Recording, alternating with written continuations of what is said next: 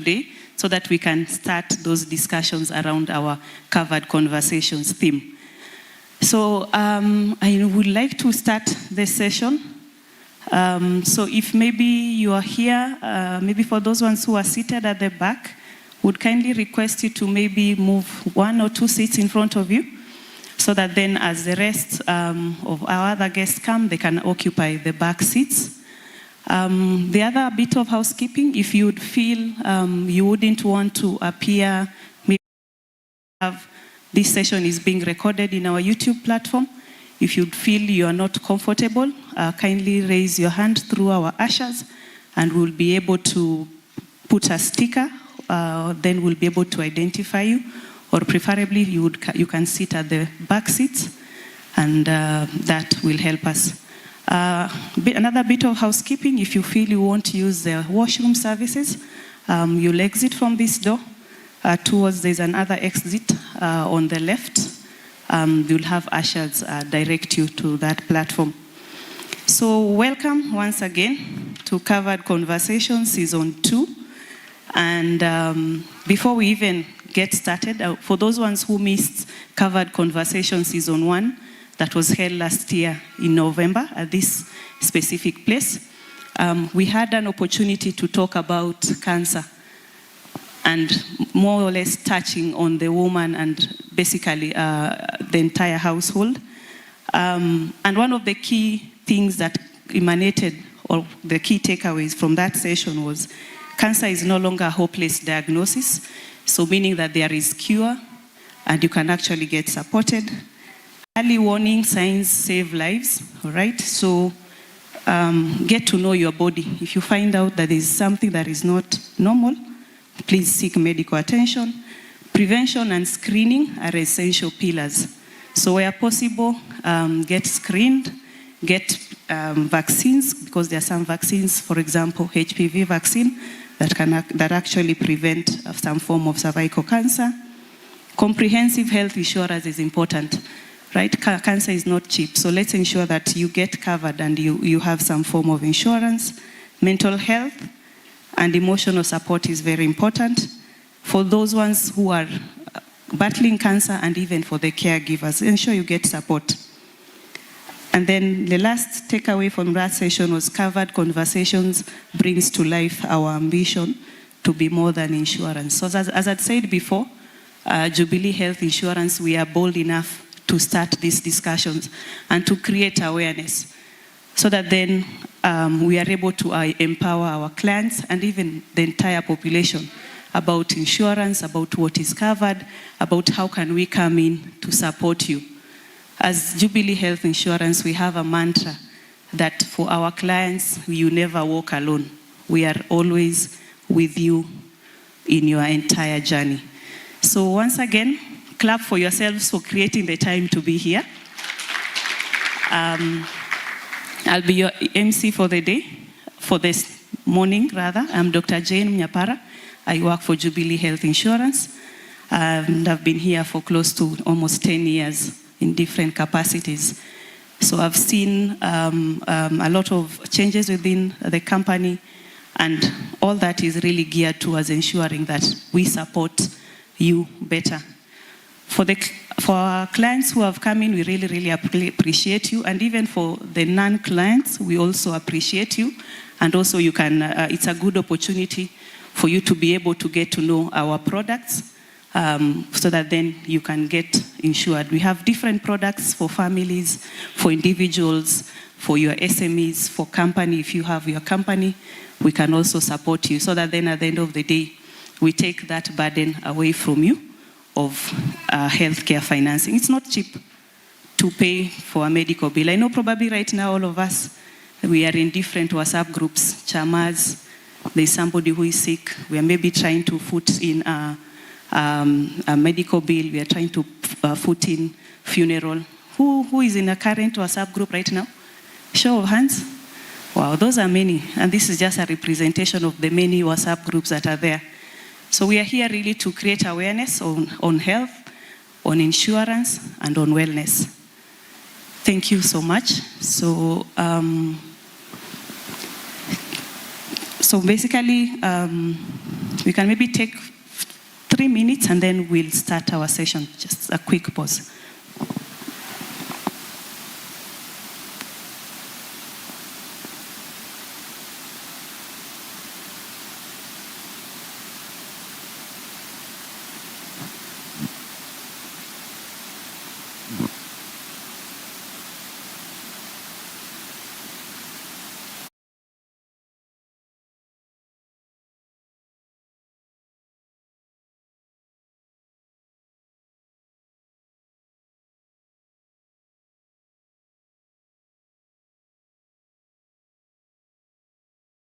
Once again, God is good, and all the time. I was expecting, I actually wanted to hear that one. So let's repeat it again. God is good, and all the time. God is good, and that is his nature. Wow, thank you so much. So turn to your neighbor, give them a high five. Your neighbor to the right, behind, tell them welcome to Jubilee Health Insurance. Karibuni sana, thank you for creating the time. And by the way, you all look amazing from up here. You look lovely. And we appreciate you took the time to groom yourself and to come to this session. I had said 3 things today about learning. Who remembers the 3 verbs that I said about learning today?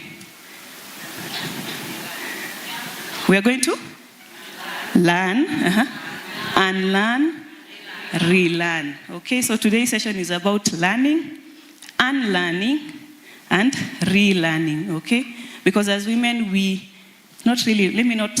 Now I'm a woman. I'll always keep on saying woman, but I'll try to ensure that I'm neutral. But it's important that we empower ourselves with knowledge, because knowledge comes power. Yes. So we'll start with our word of prayer, and I will request Joyce Mushiri to please lead us in a word of prayer, and then we'll start the session.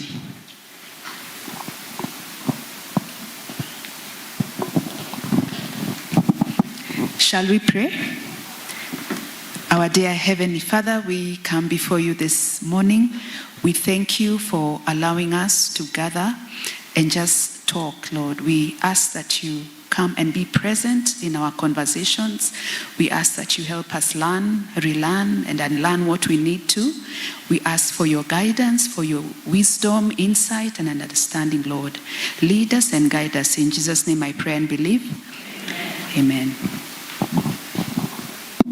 Okay, maybe I'd like to make a bit of a disclaimer. There's usually copyright. So those 3 words, I had a privilege of going into another session last Sunday, and they had actually come from Elizabeth Wasuna, who is from ABSA. So just in case I was borrowing her words, so I don't want litigations, yeah. But I found it's very, very relevant, even for today's session, yeah. All right. So welcome to Covered Conversations Season 2.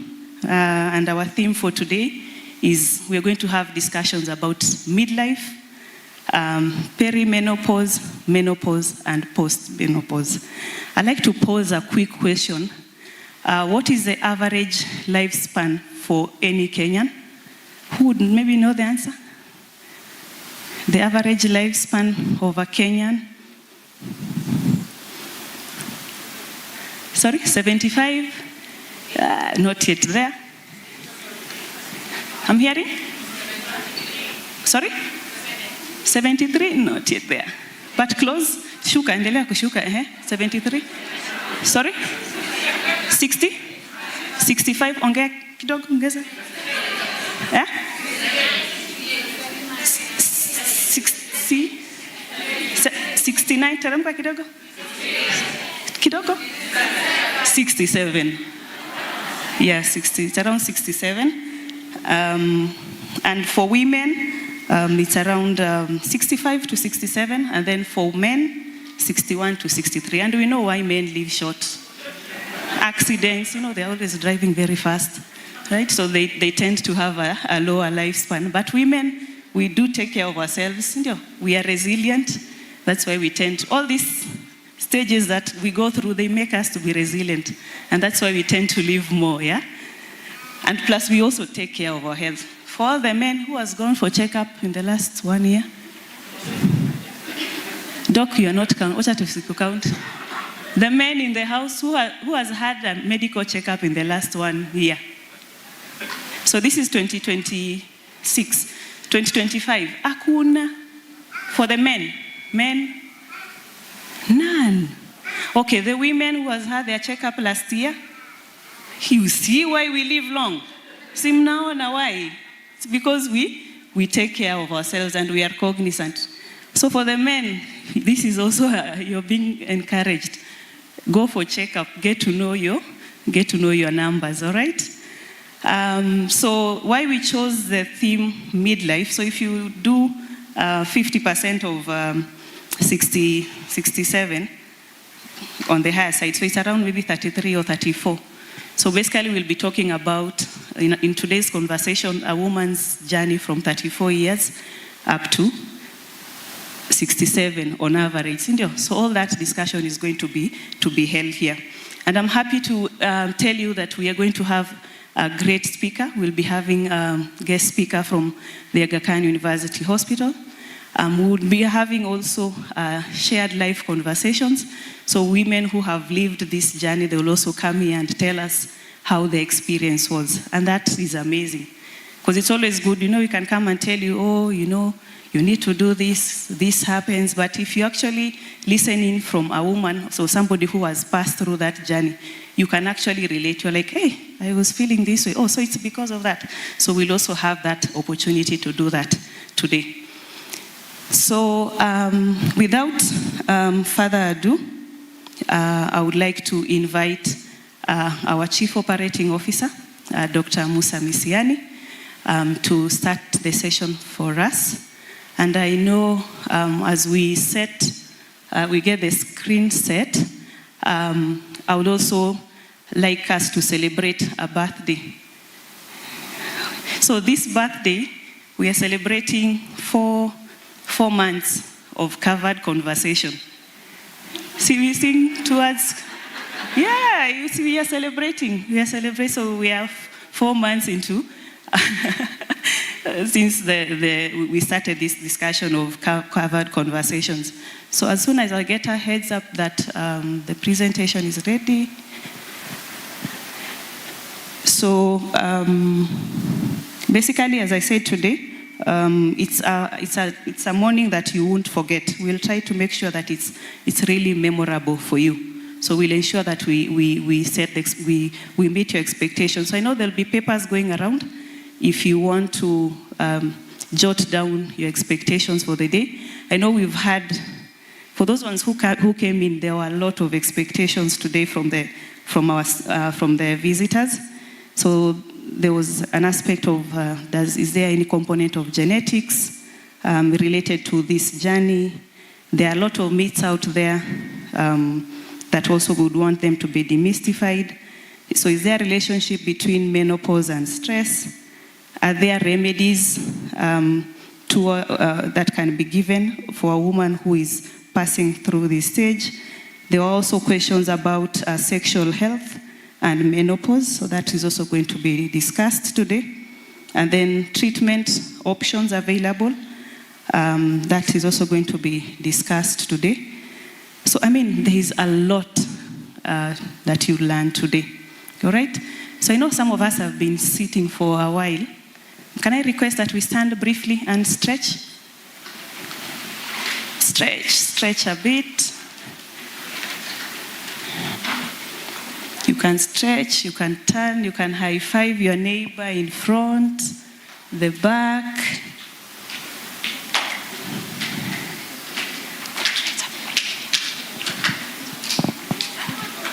Okay. All right. When you're ready, take your time. When you feel you're now ready to sit, you can sit. But just stretch, you can walk around a bit. Nataka tuanze. Oh, there's music. DJ uko na kangoma.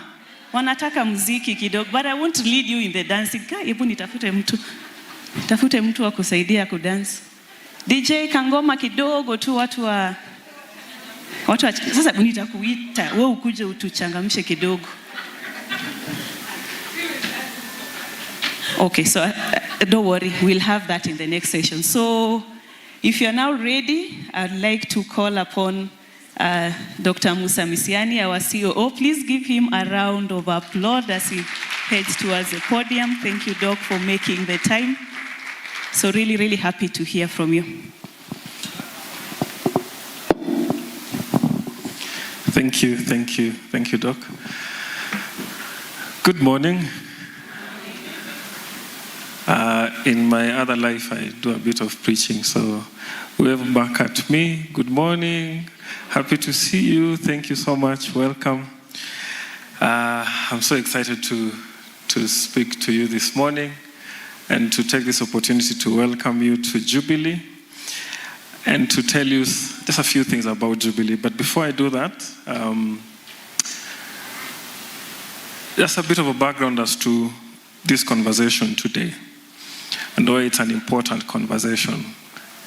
And the irony is not lost to us that it's an insurance company doing this conversation.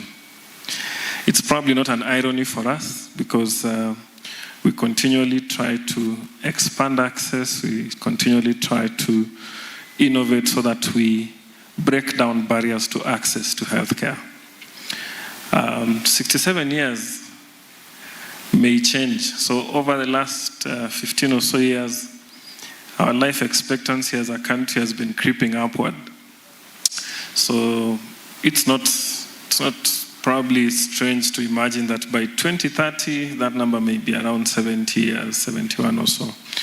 More for urban, peri-urban, less for those who live in the countryside, for several reasons. And that disparity actually is probably a conversation. It's a good point for us to start the conversation.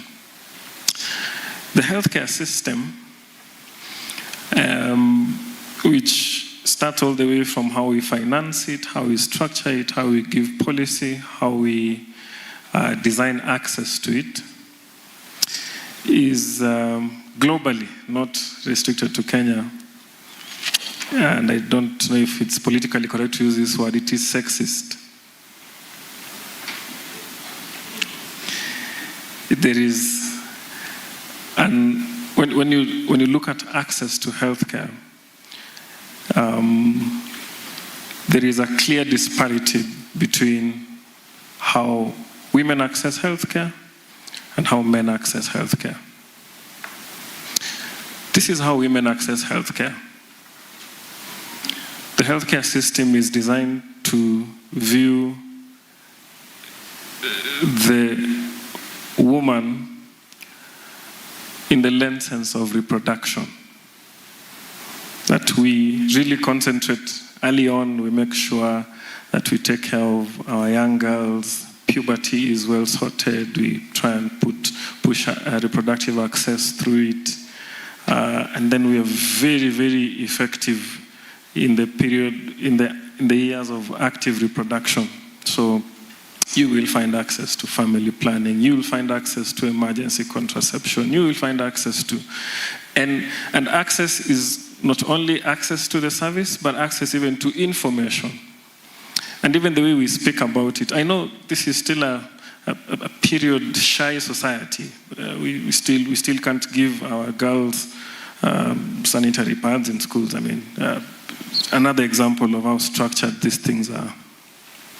And then it gets to menopause and that's it. Bye. We don't know what to do after that. And it may be the doctors, it may be how we finance it, it may be how policy is structured around it. So much so that Dr. Muteshi may be the only perimenopause, menopause specialist amongst the about 1,000 gynecologists in the country. He may be the only one or two. There are not very many. But excellent at cesarean sections and excellent at emergency contraception, excellent at fertility treatment for fibroids and so forth. But we'd never talk about what happens downstream. It is a good backdrop for us to have this conversation and have it honestly. It is a conversation. The keynote speaker is going to bring to us a thought-provoking discussion. We hope to have a discussion. The title for this is Covered Conversations, and we hope to have covered conversations. Because at the end of the day, yes, as Jubilee, what we intend to do and have continued to do is to edge slowly towards and drift ever so gradually towards a state where we can say that we are providing comprehensive coverage and access to everyone. So just a bit of a background about who we are. And welcome to our wonderful campus. How many agree with me? It's a wonderful campus. We're very proud of it. You don't agree? If you don't agree, there's a nice running track back there. You can step in the sensory garden. There's a lot of joy. There's a games room behind me here. So if you don't agree it's the best campus in town, just have a slight walk. Welcome to Jubilee. Jubilee Health Insurance is part of Jubilee Holdings. And Jubilee Holdings operates in across East Africa. We are in Kenya, Uganda, Tanzania, Burundi, and Mauritius. We are by far the largest insurer north of the Limpopo. By far. And by far, the #1 health insurer in this region. It's a mark that we take with pride, but it's a mark that is delivered by your confidence in us. So once again, thank you so much for patronizing us, and we continue to be at your disposal. We, as part of Jubilee Holdings has Jubilee Health Insurance, Jubilee Life Insurance, and Jubilee Asset Management. And I'll speak a bit briefly about Jubilee Health onwards, but just a bit of a brief. Jubilee Holdings is part of the Aga Khan Development Network under the Aga Khan Fund for Economic Development. We, as part of the AKDN operates across many sectors, especially in this region, just to improve economic conditions and improve social conditions for us. So you have the Aga Khan hospitals, you have the Aga Khan University, you have the Nation Media Group for information, you have the Serena Group of hotels, you have Diamond Trust Bank, and many others, including maybe the sausage you had this morning from Farmer's Choice. So we try as much as possible to improve access across different sectors, be it tourism, be it industry, be it information, and be it financial services. So Jubilee Health Kenya, we exist to ensure that you have a cost-effective and a responsive health cover. And our philosophy is rooted in wellness. And we just don't say wellness for the sake of it. I know for those who may not be our clients, you may have been sold wellness as a value proposition. We invented it in this market. Amen. And why we do that, just if you could move on just a bit, why we do that is because of this. We only do health insurance. We do no other form of insurance as Jubilee Health Insurance. Every other company that offers health insurance as another product within the general insurance portfolio. But for Jubilee Health only, we wake up, we sleep, we eat, we drink, we think health insurance throughout. And probably we take this as a big responsibility for us to be able to drive conversations further. And just as a perspective, because we only do health insurance, we are not only good at it, you have given us the confidence to be the largest health insurer, again by a significant mile. Why we do that is we have a varied expertise across us. I'm asking the person who's following me on the presentation to get to where I am. We have varied expertise across us. I think we have more than 40 health professionals of different cadres. We have full-time doctors on staff. We have dental technicians. We have nurses. We have clinical officers. But beyond that, we try and merge the science of medicine. We try and merge the science of medicine with the science of insurance. So you'll find that we have a big pool of insurance professionals. What we offer is structured around helping you walk the journey of life from birth to when the life insurance policy comes due. The life insurance policy comes due when, unfortunately, you cross over to the other side. Gen Zs are saying, you take a one-way ticket to Sayuni. That's what they write on social media. So when your life insurance policy comes due is when the health insurance policy, that's where the health insurance policy ends. So we try and cover you from the cradle to the grave. And we do that. The lingo is you're all under one roof. Do you remember our favorite brand? All under one roof. Who has the blue? I still have them by there. I still have the blue pepper bags. So when you think about Jubilee Health, think of all under one roof for insurance. Whether you are a corporate, whether you're an SME, whether you're an individual. But specifically for individuals, again, based on your pocket, you could have all the way from our flagship product, which is called J-Care. You could choose J-Care Johari, which is comprehensive and affordable. We have and we pioneered and we continue to pioneer a seniors cover. So the conversation we're having today, for example, 10 years ago, if you asked anyone in the industry if you could cover someone above 70 years old, it was impossible, isn't it? But Jubilee pioneered that, and we are very proud to have a flagship seniors product we call J Senior. And for those who run, who are entrepreneurs, we have the JBiz product. So again, from cradle to the grave, we have a cover that is specific to children, because children have particularly different needs. And you may have a child that maybe stays with you and you would want to cover them separately. You have a J-Care Junior cover for those less than 17 years old. And you have Cover Bora, which is, again, our flagship affordable product.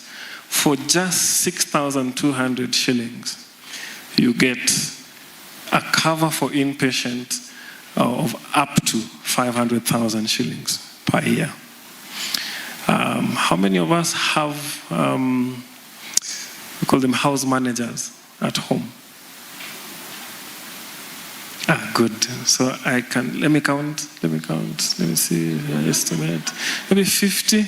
So can I have 50 Cover Boras at the end of this? See, we are speaking about access to, and almost invariably all of them are women, isn't it? We are speaking about expanding access to women care.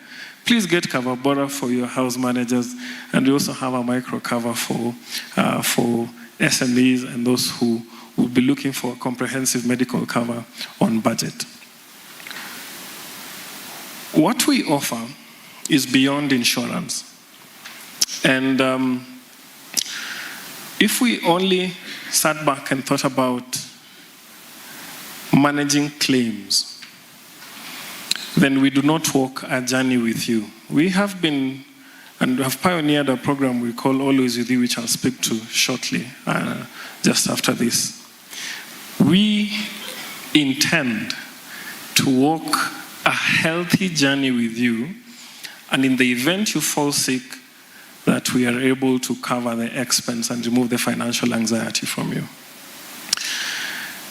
And we do that through different ways. So we hope and we pray, and for those of you who are our customers, you have interacted with different programs that we run, including Moms Club, including a lifestyle management program when you have a chronic illness, including a seniors wellness program, And we run different loyalty programs so that we walk you through the journey of healthcare. And in the event that you fall sick, then your cover comes through so that you experience value from us beyond the time that you're unwell. But allow me lastly just to speak briefly about value-based care and always with you. And this will be my last slide. I don't want you to feel like you came to a sales pitch.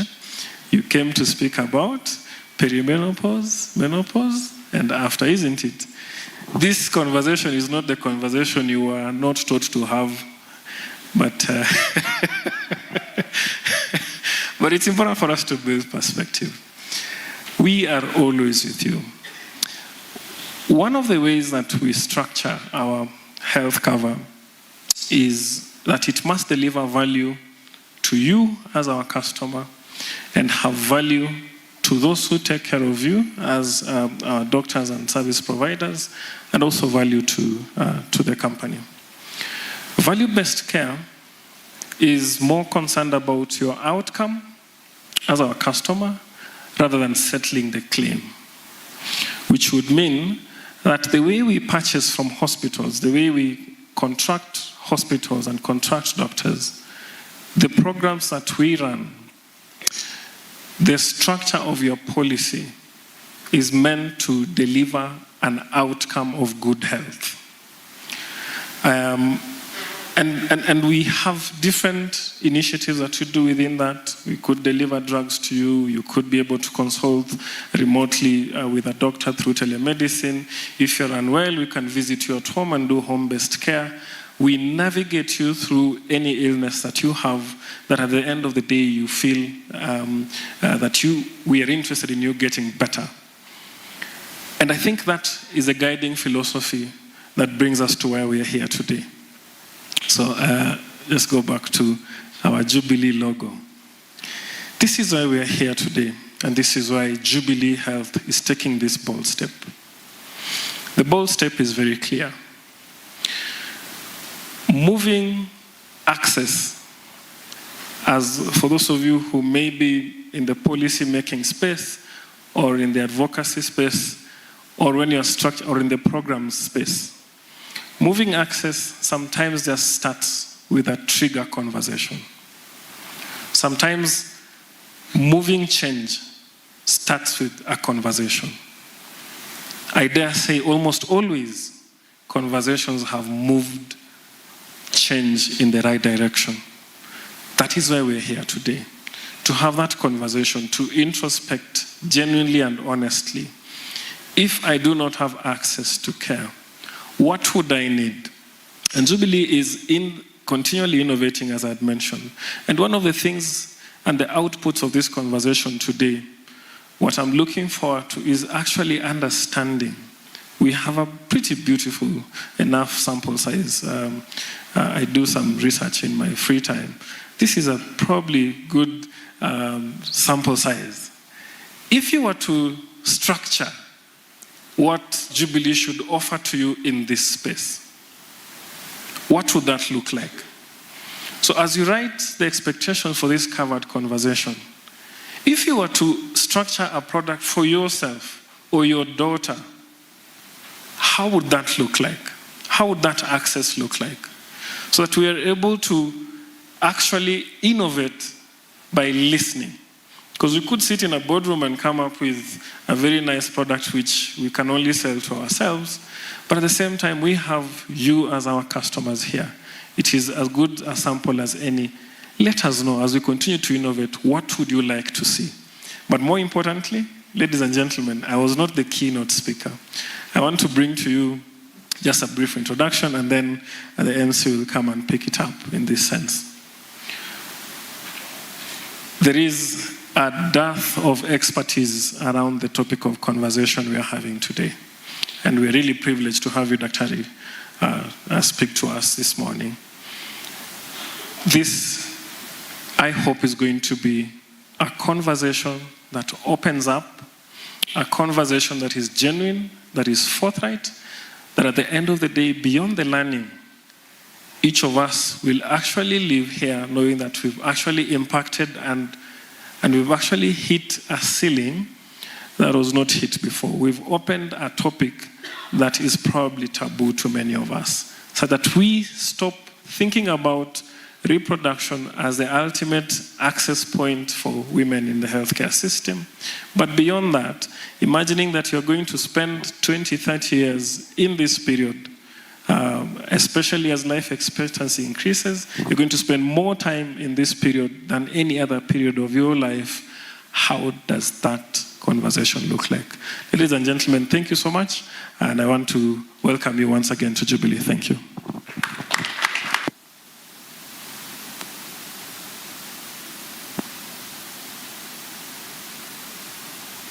Thank you, Doc, for that warm introduction. And just at least now we know why we are here. You know, there may be people who came and they just came and they didn't know where they are. Probably. Who doesn't know where they are? Okay, I'm confident all of us knew why we came here.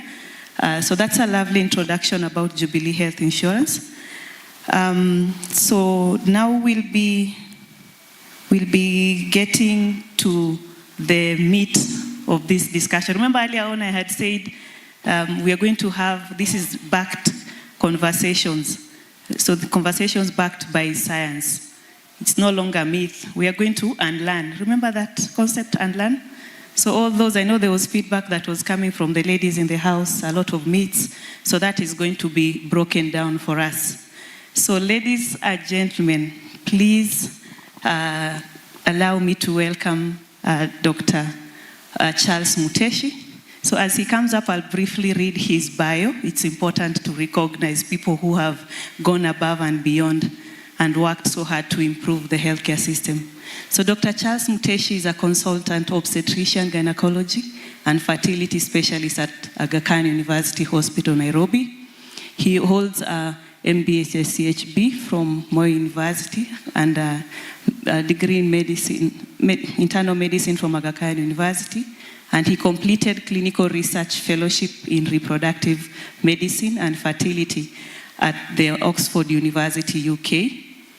So Dr. Charles Muteshi interests include endometriosis, in vitro fertilization, fertility preservation for cancer patients. That's very important. So all is not lost for patients who have cancer and they still want to have babies. Recurrent implantation failure, early pregnancy care, and recurrent miscarriage. Dr. Muteshi is an active member of several professional bodies, including British Fertility Society, Kenya Obstetric and Gynecology Society, and the European Society of Human Reproductive Embryology. So, ladies and gentlemen, welcome Dr. Muteshi. Doc, welcome. Thank you so much for being part of this discussion. So, over to you. Thanks for the introduction, and I think it's a little more than I thought I probably hold. So I will try and focus a little bit on menopause, or not the whole of that bit. I think some of you might have seen my face around the city because when I was talking to Brian, he said most of the information he's actually got it secondary, so it's searchable. But don't trust Google and AI, because sometimes they come up with things that are not necessarily true. So I hope I'll try and keep myself to this profile and meet the expectations. I spend a lot of my time working with ladies, and I like to call you girls because I think it's easier to say girls when you're talking with adolescents, those who are in their 20s and 30s, and sometimes the girls who are above 50. Doesn't it sound nice? Yes. And as you can see, as a gynecologist, I get asked, why did you decide to venture into reproductive medicine? And the traditional definition of reproductive medicine is actually not what we do, because everyone thought reproductive medicine is just about reproduction or getting babies. But in the bigger context of that, it's all the conditions that are geared towards ensuring you are well and you are able to function. As we shall see later, our organs are interconnected. So what happens in one part of the body, mostly the ovaries, will actually affect the rest of the body. And a good example I like to give would be, you come home in the evening, you have your car parked, and then in the morning you want to start, and it's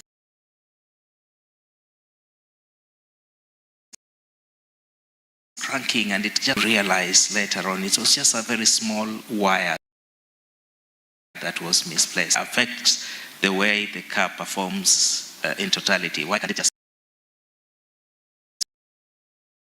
move and then behave? So if one part of it isn't working well, we are more likely to So why are we discussing issues to do with menopause? Why are these conversations important? And that is usually useful and important because the rest of the times we are either in school, we are studying, and I only came to realize the other day when speaking to someone that Kenyans spend most of their time studying. And if you are not in conventional college or university, you're working and doing evening classes, running.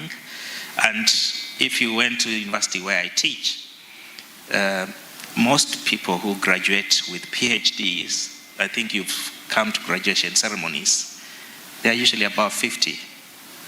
Am I right?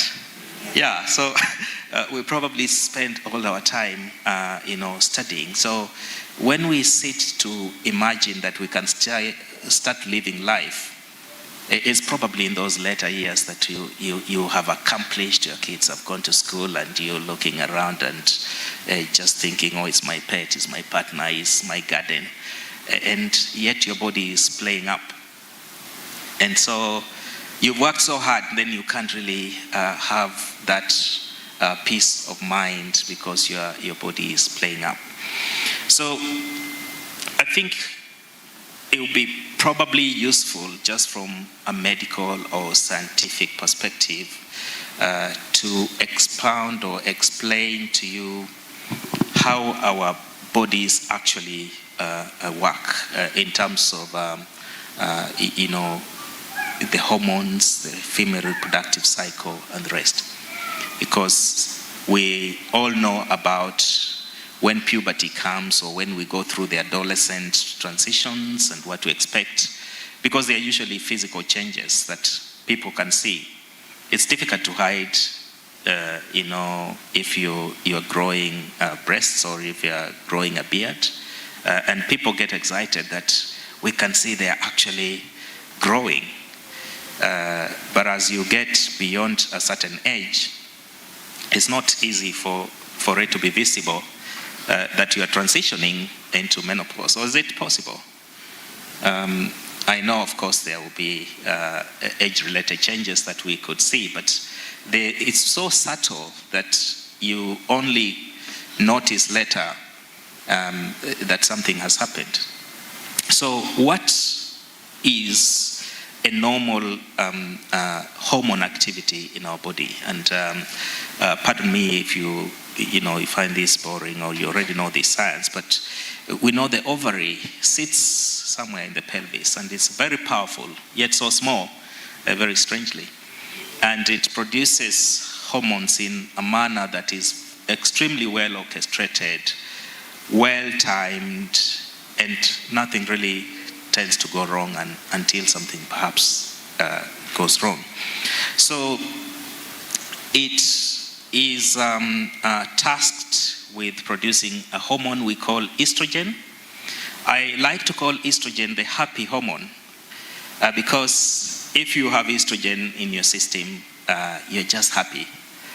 Most people will have estrogen and they're just happy. And it's not a female hormone. Men do have estrogen, but they have smaller amounts of estrogen, and no wonder they are less happy, Yeah, so we produce estrogen throughout our cycle.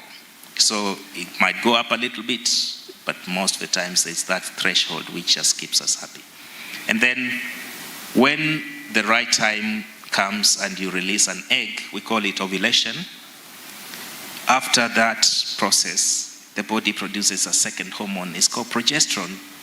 And progesterone comes to kind of, play around with the womb lining and allow, if that egg was lucky enough to get fertilized, to establish a pregnancy. If there wasn't, then progesterone crashes down, and then you get a period. And that keeps repeating itself. I think we are all taught that a normal cycle is 28 days. I have no clue how we arrived at that, because people don't have 28-day cycles. They do vary. But what is nice to know that your pattern seems to be similar up to a particular time when your hormones will change. So medically, we say a normal cycle is between 25 to 35 days, or 21 to 38 days. So if you always have that kind of repetitive cycle, there might be variations of up to 4 days. So when we ask you, are your cycles regular?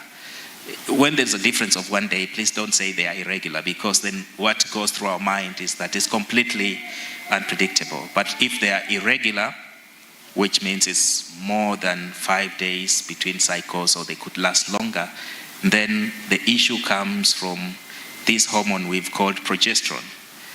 Progesterone is related to ovulation, so it's not the estrogen. Estrogen is always present, and it's making you happy.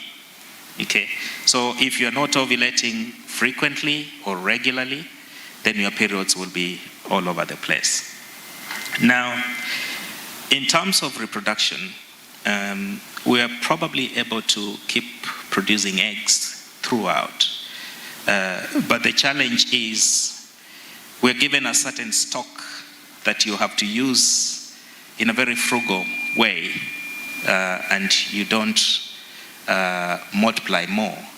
So again, we don't have the same number of eggs when we are born, and they tend to get lost very quickly until we get into puberty. Then you start releasing an egg every month. So it's estimated maybe you have about 500,000 eggs to work with for your reproductive age. You can imagine 500,000 is it a small or big number? It's probably a small number, but if you are able to use all of those, then everyone should be able to have 500,000 babies, you know. Yeah, but why it doesn't work like that is that whatever is happening, we keep, losing those eggs, whether we are pregnant, whether we are on the pill, whether we are doing something else, we keep losing those eggs until a certain age when we haven't got any more of those. And we don't know why that is the case, but perhaps it's an evolutionary advantage, which of course science now is challenging, that in the olden days, most people who had lots of children would actually get them when they are in their 20s or in their teens. If you look at people who say an average family size is 10, they didn't get 10 children when they were in their 30s or 40s. They will get their 10 children before they are 30. Yeah, if you look at it. But that happened ages ago. Yeah, that number went up to compensate for the Second World War. So if you look at population dynamics, people started getting more children, and they were liberally encouraged to get more children to replace people who were lost. And then in the 70s, we started thinking, but the resources are not too many. Let's talk very aggressively about things like family planning. So they came in, we invented something called the pill, which is so nice in the 50s, and we started managing our families.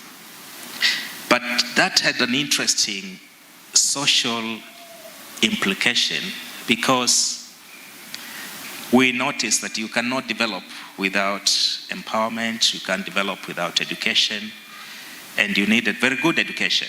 You didn't have to just have a primary school certificate and you go back to be a teacher in nursery, because if you finished at class 8 or 7, then you could only teach nursery.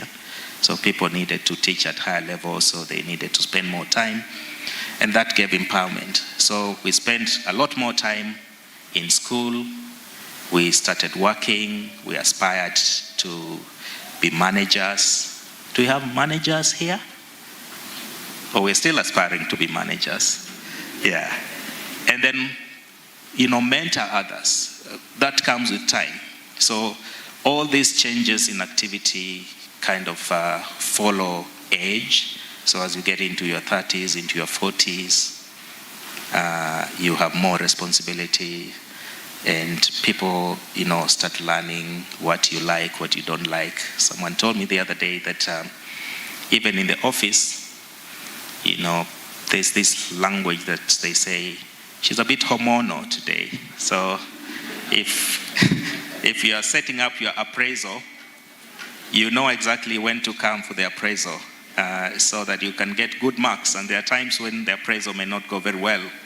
So people know, so what happened? So, and this is related to what your body is doing. And as we said, there is this hormone that is always circulating, that is always, flourishing. It's called estrogen. And it's the happy hormone.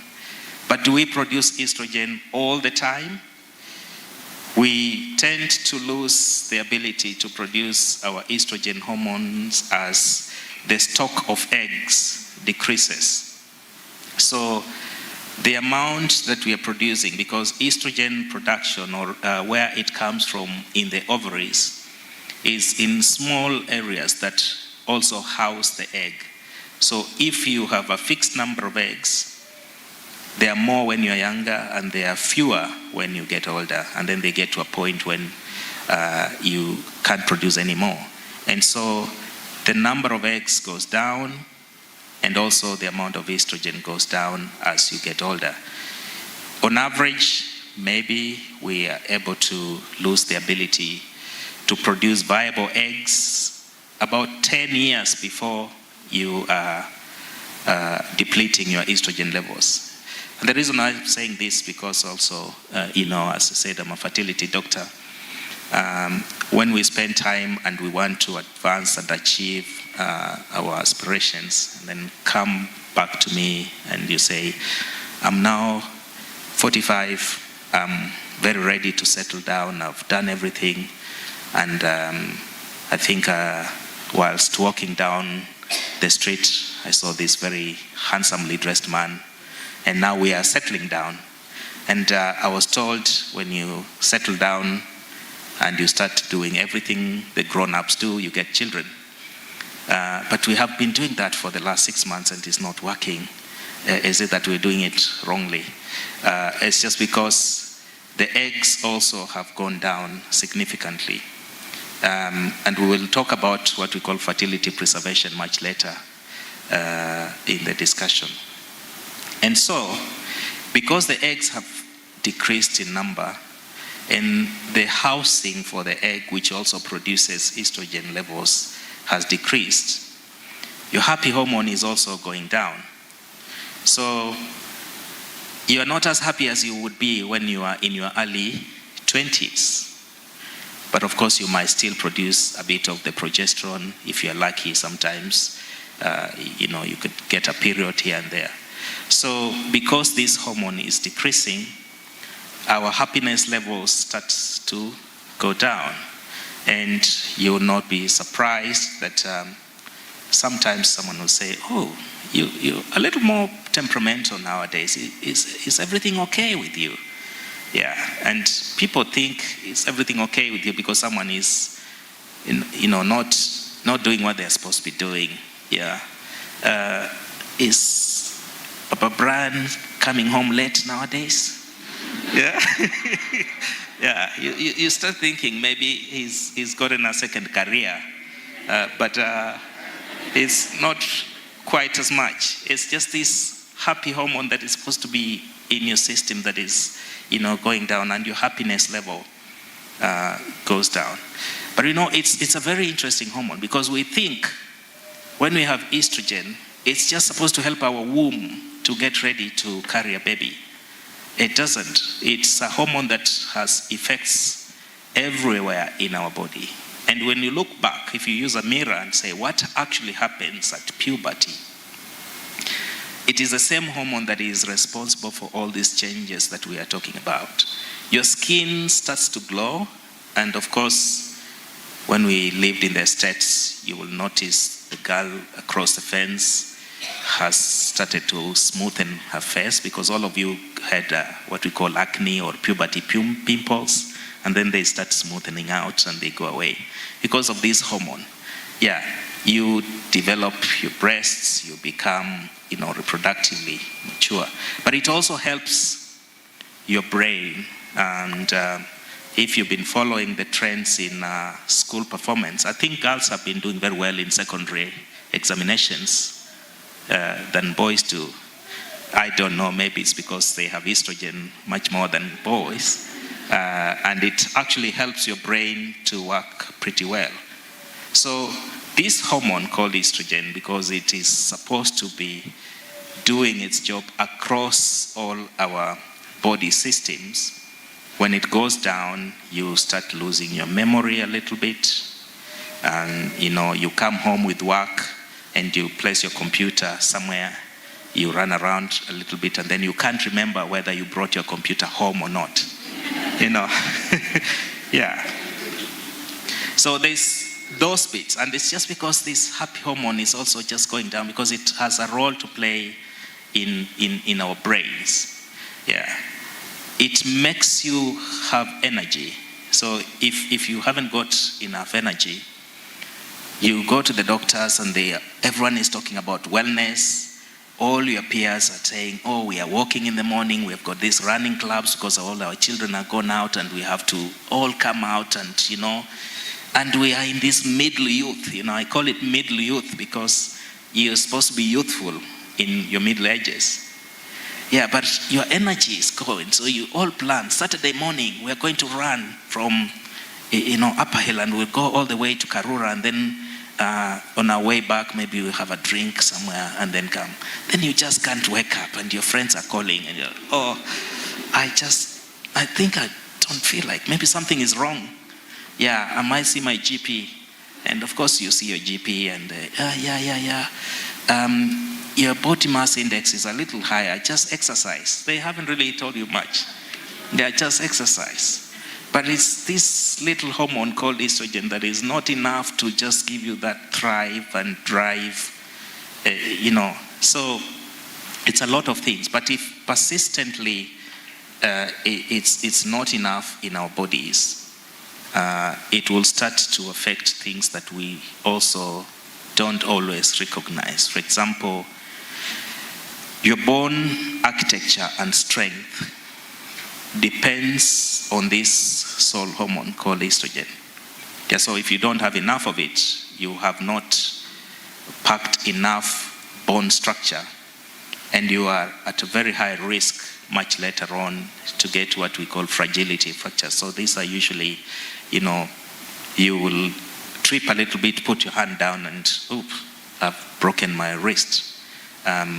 When medical school, we used to call it the dinner fork deformity. Do you know how the dinner fork looks? Yeah, so someone will come in and, they actually just fell and they broke their wrist. And it's not a fall that will normally break anyone, but your wrist is broken. Yes, because your bones are not strong enough. And it's not because you've not been going out in the sun a lot, but it's important also to go out in the sun to get the vitamin D. So this hormone called estrogen is not allowed you to get calcium and vitamin D into your bone system. You go to your doctor and they check your blood pressure and it's going up, and they say, oh yeah, we need to now do this thing called the metabolic panel because your weight is high, we're seeing your lipids are going up, and we need to check that your heart is okay. And then they do a test and say, oh, you're only 48, and we like to compare our body functions to people your age against what it's performing. You say, oh, your heart looks like it's someone who is 68. It's not as working as well as we would like a 48-year-old heart to be working. And of course, they will tell you to exercise, but you don't have the energy to exercise. So everything then just goes back into this spiral. So what do you do? And because it's not a conversation you will always be having with people, you'll be very lucky to notice, oh, my friends tell me they are not able to sit in these lunchtime meetings when they have the boards because it's very hot nowadays.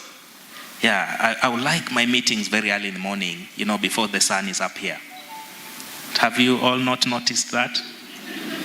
Yeah, because it gets very hot at lunch hour and I just can't sit in that meeting.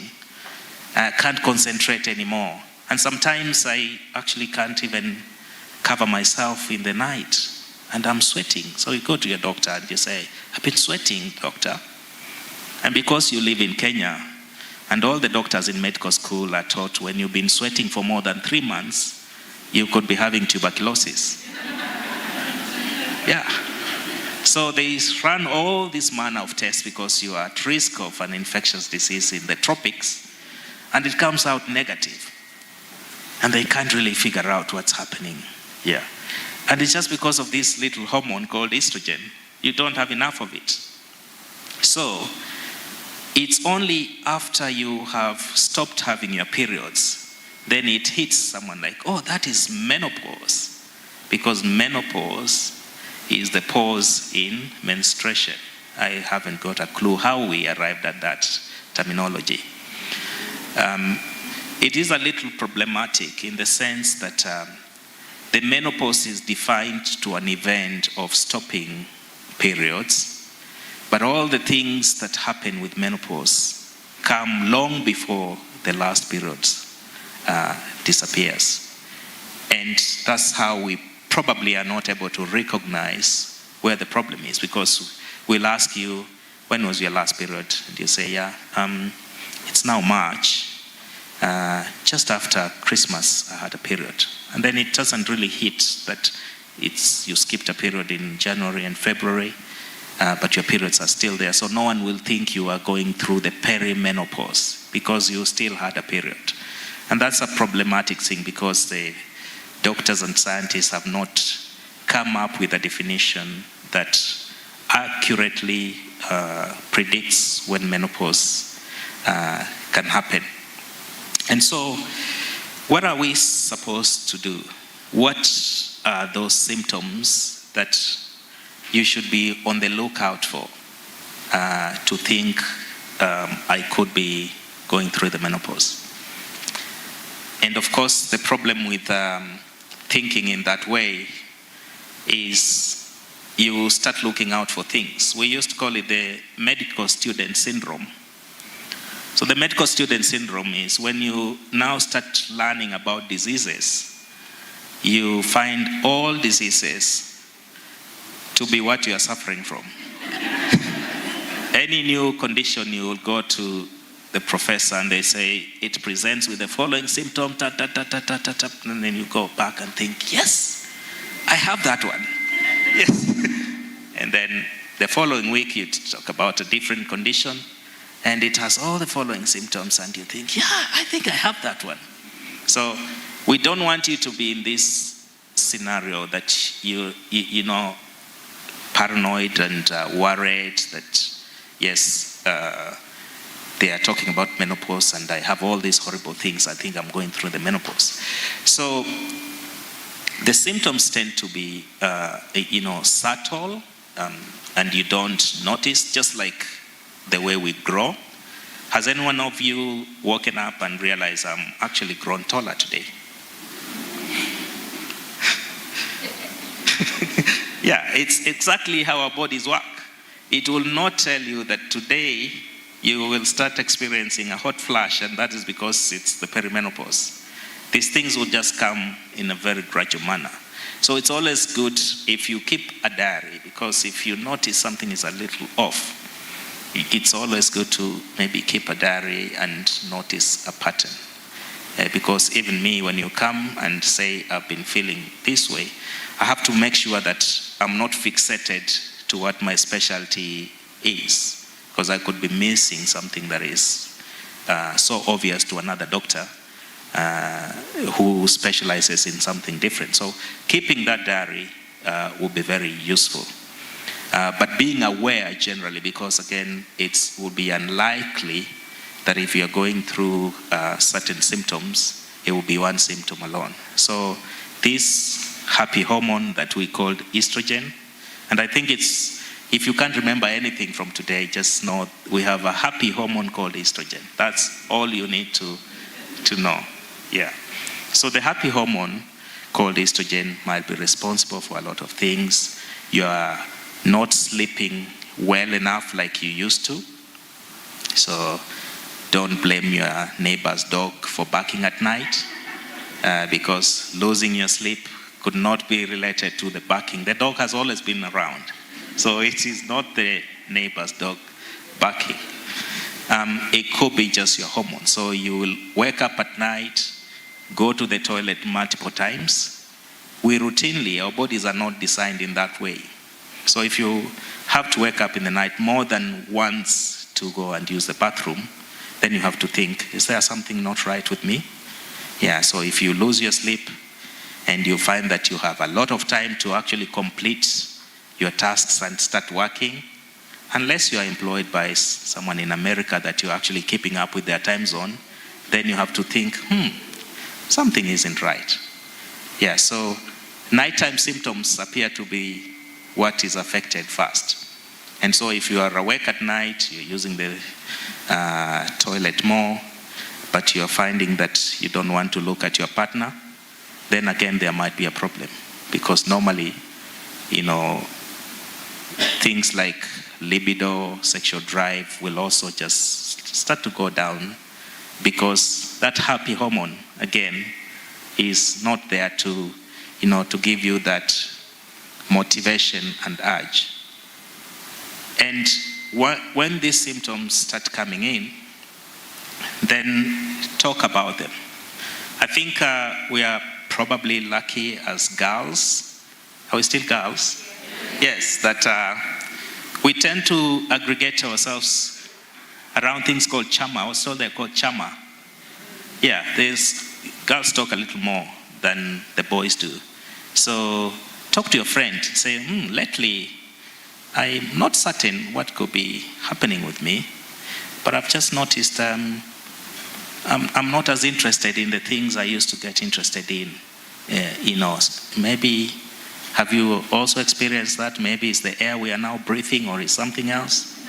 And they could tell, I think I heard somewhere, or I actually think you could be going through this transition, because it's a very subtle one, and it's not physical. You don't see it. You can see a child growing into puberty, but you can't see anyone graduating into menopause, perimenopause. So talking about it helps.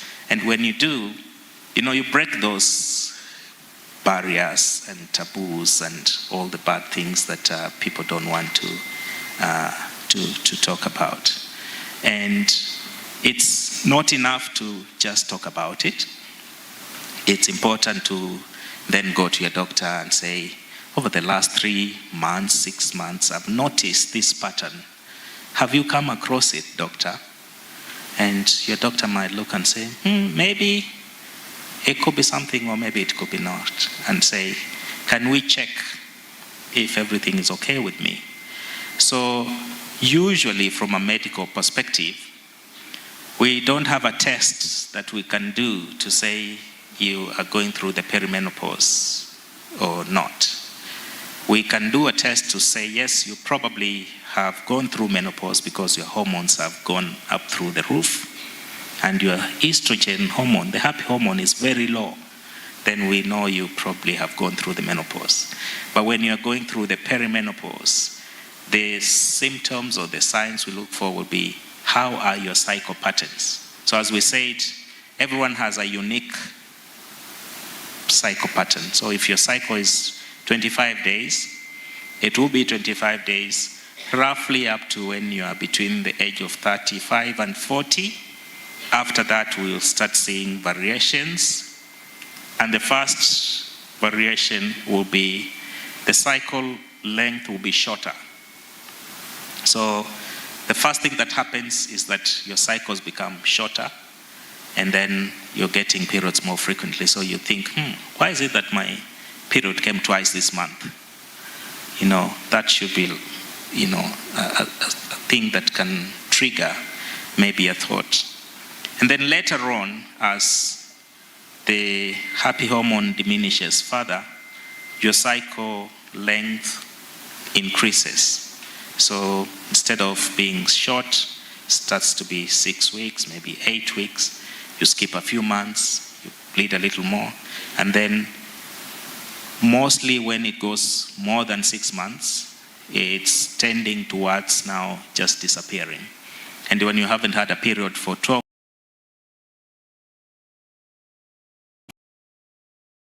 months, so that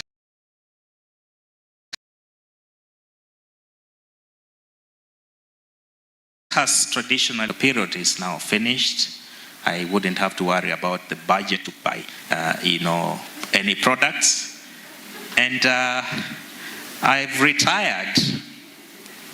But as we had, and it's everywhere in the world, life expectancy is getting healthier. We have more vaccinations, maybe access to things is better than it was. We have kept animals in the park, so we are not afraid that a lion might maul us. So we are more likely to live longer. And so if we think about when do you actually live life, we have our lives more in the after reproductive life than during the reproductive life years. And that is the time when you actually need this happy hormone more. So if you flip it the other way, when do we need the happy hormone more? Yeah, when you have become that executive, you've reached the peak of your career, you want all your subordinates to be around you, helping, not, going around the corner and saying, are we hormonal? Do we go in or not?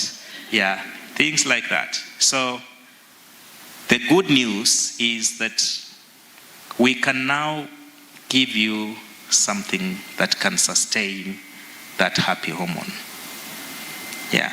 So just like someone who has diabetes, and we say your body is not producing enough insulin, you can take insulin to supplement what is not enough, so you are healthy.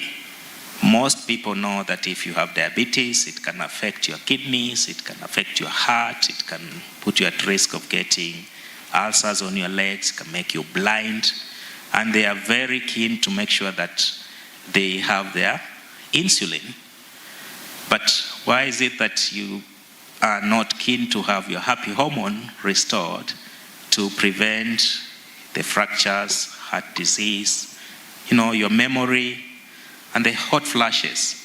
And I think more important for me is usually what we call the genitourinary syndrome of the menopause. The genitourinary syndrome is you get symptoms that mimic or they look much like having a recurrent urinary tract infection. So you'll say, I've got this burning sensation all the time, I get recurrent infections, I get treated all the time. And of course, what goes with that is usually loss of libido.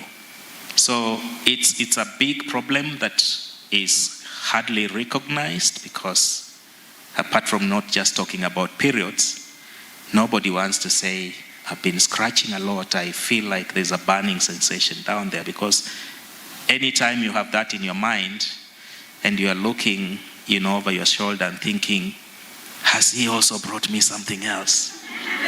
Yeah. And of course you want to go to the doctor to treat and check that you don't have this STI. It is called genitourinary syndrome of the menopause. So apart from the hot flashes that everyone talks about, it's a big problem. And it's difficult to recognize immediately. So what would be the the treatment or the management of the perimenopause. The good news is that you may not need to be on estrogen all the time. The symptoms vary from person to person. And people who are physically very active appear to have less of the menopause symptoms compared to those who are less active. We don't know why, but it's nice to actually be physically active. Yes. So if you're physically active, you are less likely to have bothersome symptoms. And if the symptoms are present, then we have to restore that hormone. And we call it hormone treatment. Yeah. Or menopause hormone treatment. There used to be something called HRT, or hormone replacement therapy, which is terminology we are probably moving away from. I think not that it has anything bad to it, but those of us who've been around long enough, you remember in the early 2000s, there's studies that had been published saying hormone replacement therapy is dangerous. And that took away nearly 15 to 20 years of quality of life from ladies who would otherwise have benefited from hormone replacement. So now we call it menopause hormone treatment, hopefully just to run away from that stigma. But it's not true that if we give you your estrogen, which you've always been producing, you will have problems from it. Why didn't it give you cancer when you are producing it naturally? So what we are doing, we are just giving you that happy hormone that your body is not able to produce because the cells are no longer producing it enough. And it could go, of course, on an individualized assessment up to the age of 55 or 60. So we don't like to give it beyond 60 unless, the symptoms are really bothersome, because there's that window. So medically, we know that if you want to protect the bones, the heart, the brain, you have to start your hormone treatment soon after the symptoms have started. So we have a 10-year window that you actually have to be doing that. And don't wait for your periods to finish. Like I said, the symptoms may come several years before the periods actually end. And they come as extremely bothersome. And the way in which we replace this hormone, because you need the estrogen continuously, if you still have the uterus, because it was not removed for one reason or another, then you have to have the additional second hormone we call the progesterone. Because what the progesterone does is just to come and modulate and keep everything in balance. It's a form of harmony, like in an orchestra. It will be boring to just have one tone of a voice singing throughout. So you need that modulation, and that's why the progesterone will come in, and so you can have a little bit of a soprano here or something there. Yeah. But if you don't have the uterus, then normally we'll just give you estrogen. There are many forms, and that's the beauty of science and medicine. And nowadays, personally, I prefer to give people something you just apply on your skin. So run into the bathroom, come back, apply your ointment, and just put your estrogen cream on, and life continues. You don't have to swallow a tablet, or you don't have to do anything that raises eyebrows anywhere. Yeah, and you just live happily, and so you have your happy hormone back. Yeah, and it's extremely safe. Of course, like anything else, we know that menopause does not put you immune to other problems. So we have to do a wellness check before we prescribe any medications. And in relation to hormone treatment, we have to check that your bones are fine. You have done your pap smears regularly. We are concerned more about things like mammograms, because breast changes do come much more significantly around the age of 50. And then those screening programs continue. And, you don't have to see your doctor, so frequently. We like to empower you and say, okay, you use your cream. If there's a problem, if you experience this, come back. If not, maybe 6 months. If after 6 months you're fine, and only see you after a year. Because you're taking your estrogen the same way you just be applying your ointment. So do you need to see your doctor every 2 weeks because you're applying your happy hormone? Probably not. And when you have people empowered to do this, then they're more likely to engage with the healthcare system and also spread that word to their friends and live happily and for longer. One thing that I would like to just reiterate before we finish is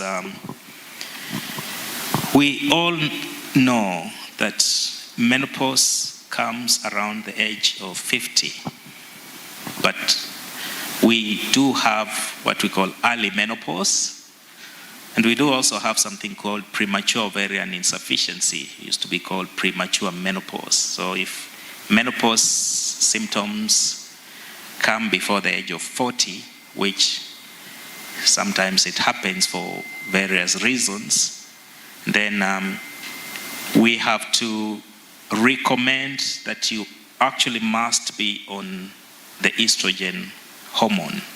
The reason for that is not just the hot flashes, but we know if you have lacked the estrogen hormone for a longer time, then you run a very high risk of bone problems and heart-related issues.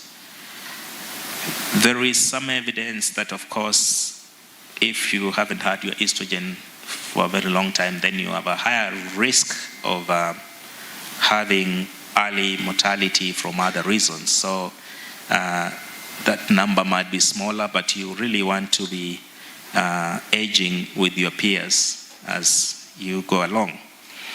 And there are also medical circumstances that can predispose people to menopause. So it's not just natural menopause alone. There'll be conditions, for example, if you've had cancer, and it depends on where, but most of the times cancer that requires use of chemotherapy or radiation therapy around the area of the ovaries, inevitably it might destroy your hormone production. And depending on the form of cancer, we would recommend seeing a specialist to discuss safety of using this hormone replacement, because it will be particularly useful. There are medical conditions that can predispose to developing cysts on your ovaries, and the commonest one is something like endometriosis, because we may treat using surgery. Anytime we remove a cyst on your ovary, it goes away with some of the egg-forming cells, and your hormone levels might go down. And of course, if they do go down, we have that risk of exposing ourselves to lack of estrogen in our body. And of course, if the happy hormone is not with us, then we may not be very happy. Lastly, I think as a fertility person, and as I mentioned, we do have something called fertility preservation. And the reason why we like to talk about fertility preservation is just exactly the demographic shifts that we experience, because we have to pursue careers and do other things, or we are at risk of premature ovarian failure from cancer treatments. So you might consider, you're a very bright girl who is in her 20s, and you're just looking at her as being an astrophysicist, or working with some very accomplished company, and you want her to settle down in her 40s. I'm usually very happy to talk to them and say, we can keep your eggs on ice so that when you want to use them, you are not in a crisis. I hope this conversation has been good, and it's something that you will endeavor to continue talking and not say conversations that you've never had. Thank you.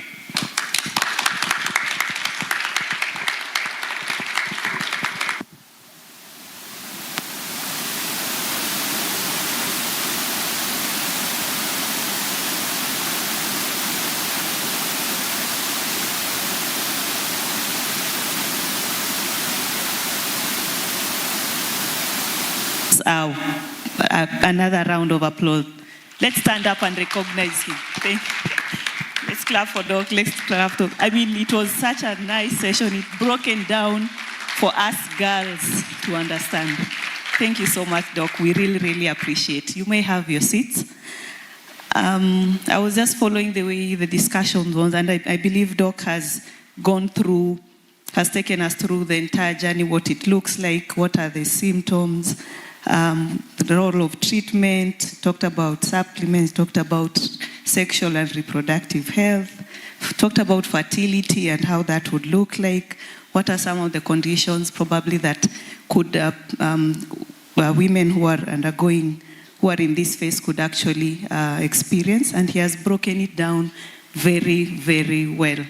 Are you not, do you agree with me? He has done a good job? He has done justice to the topic, yeah? I know there were a lot of questions that were coming from the women in terms of the myths. I hope we have unlearned. Have we unlearned on some of the myths that we had? Yes. Awesome, great. So I know our time has moved, but I will continue and diving into the program. I had promised that we'll also have a session to get to have a lived experience. So a lady who has actually gone through this phase to also come and tell us their experience. Let me introduce myself again for those ones maybe who have just come in. I'm Dr. Jane Nyapara. I'll be your MC for the session. So I'll go to the next phase and I'll be inviting Madam Elsie Wandera to come here and share with us her experience. And I think she's an advocacy champion, and we really, really thank her for that. She's been able to talk for the many people who might not have the voice. So Elsie Wandera is the founder of the Endometriosis Foundation of Kenya and co-chair of the World Endometriosis Organization, the first African, let me repeat that, the first African to hold that position. So women, we are doing great. We are sitting in tables and we are representing the women who do not have a voice. Drawing on her own lived experience with the disease, she has built EFK into a research-producing, globally connected patient organization, co-authoring the first peer-reviewed data on endometriosis from a sub-Saharan African patient organization, and presenting at the World Conference on Endometriosis. Her work ensures that African and global majority voices shape global research priorities and inform the future of patient-centered care. She has done amazing things, yeah? So without further ado, let's kindly allow me to welcome Elsie Wandera into the podium to take us through her experience.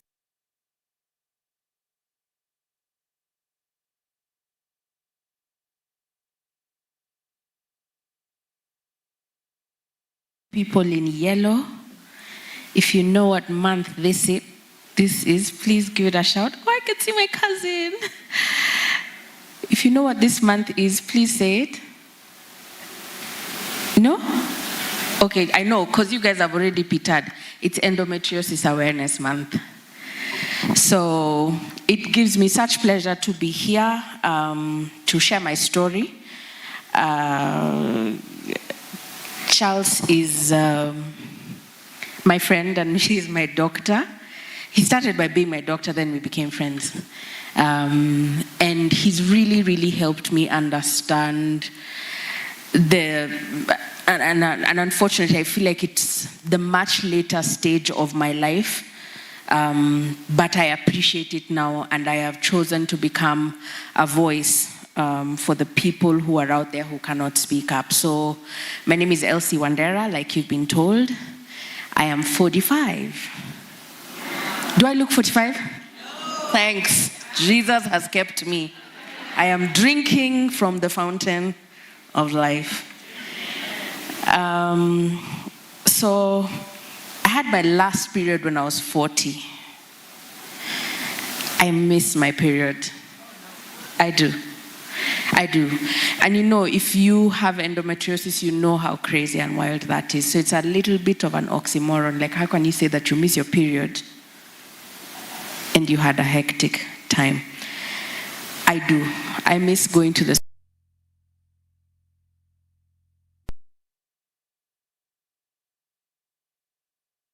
this context one that tells you how old I am. I mean, you know my age still. So I had my last period when I was 40. And so I get pissed off whenever I go to the clinic. And you know the first question that they ask, what was the last period? I'm like, why is that important? Why? Is that going to change the price of cocoa in Ghana? Hell no. But I guess it's useful information. And the reason why I got there, I'll give you guys a back end because maybe you might not know my story, and if some of you know, I will be reading it. I started my period when I was 15, around there. And from then I experienced very painful, debilitating, like it was just nasty. I've never known a peaceful time whenever I'm on my period or when I was ovulating. So for me, that was my story until I was 26. And that's when I first visited a gynecologist. Of course, you know how there is a lot of taboo around even visiting a gynecologist. Like, it's a problem. If you're seen in the gynecologist office, you're either getting married or you're pregnant. You have only 2 reasons to be there. If not, it's illegal for you, you're sexually active, wewe ni malaya, etc., etc. But that's how women were socialized. And for me, that's why I ended up seeking medical attention so late in my life. And because since I got my period, we had been told, and as I was experiencing the pain, I'd been told pain is normal. And so I knew pain was normal for a very long time until I went to see this gynecologist who told me, oh, but then your uterus is growing inside out. I said, so cool. I'm going to tell people that my uterus is going inside out. And it was in this building, by the way, when I got my definitive diagnosis, when this building used to be Coca-Cola. And so I'm having like flashbacks of like the time when I used to either like rush out of here and go to like Nairobi Hospital or the nearest hospital for injections. And so that began the journey of hormones, experiencing hormone suppressants. So this happy hormone, which Charles, taught me to call, I didn't realize like how important it was. So I started now getting on hormone suppressants because, of course, we know that the production of estrogen feeds, endometriosis. And so it was necessary, right? But of course, it comes with its mood swings. And that's when I first experienced hot flashes. That's when I started knowing mood swings. I wanted to stab my sister. Another day, we were fighting and arguing in the kitchen. My mother was like, Jesus. And me, I was like, yep. She about to go if she raises her voice at me one more time. And so by 40, I had had 4 surgeries. And that's when I lost both my ovaries. And before then, I was diagnosed with depression. And my symptoms had started presenting, I think, around the age of 38, when I met Charles and I was sharing with him everything. And he was like, yeah, okay. So he started giving me some dawas here and there just to see if they'll help. But some of it wasn't working, and then we had to go in for the final and 4th surgery. So I want to say to the women who are in here who might be feeling my story, being diagnosed with depression, of course, again, came with its own labels, right? I was right in the middle of my divorce. Can you imagine? Yani, can you imagine what that story was going to now say? Everyone was walking around saying, that angry bitch. The one who just needs to get laid because you're angry. Isn't that the comment that people actually make? For in addition to your hormonal, she just needs to get laid. She just needs to get laid. So those are the comments.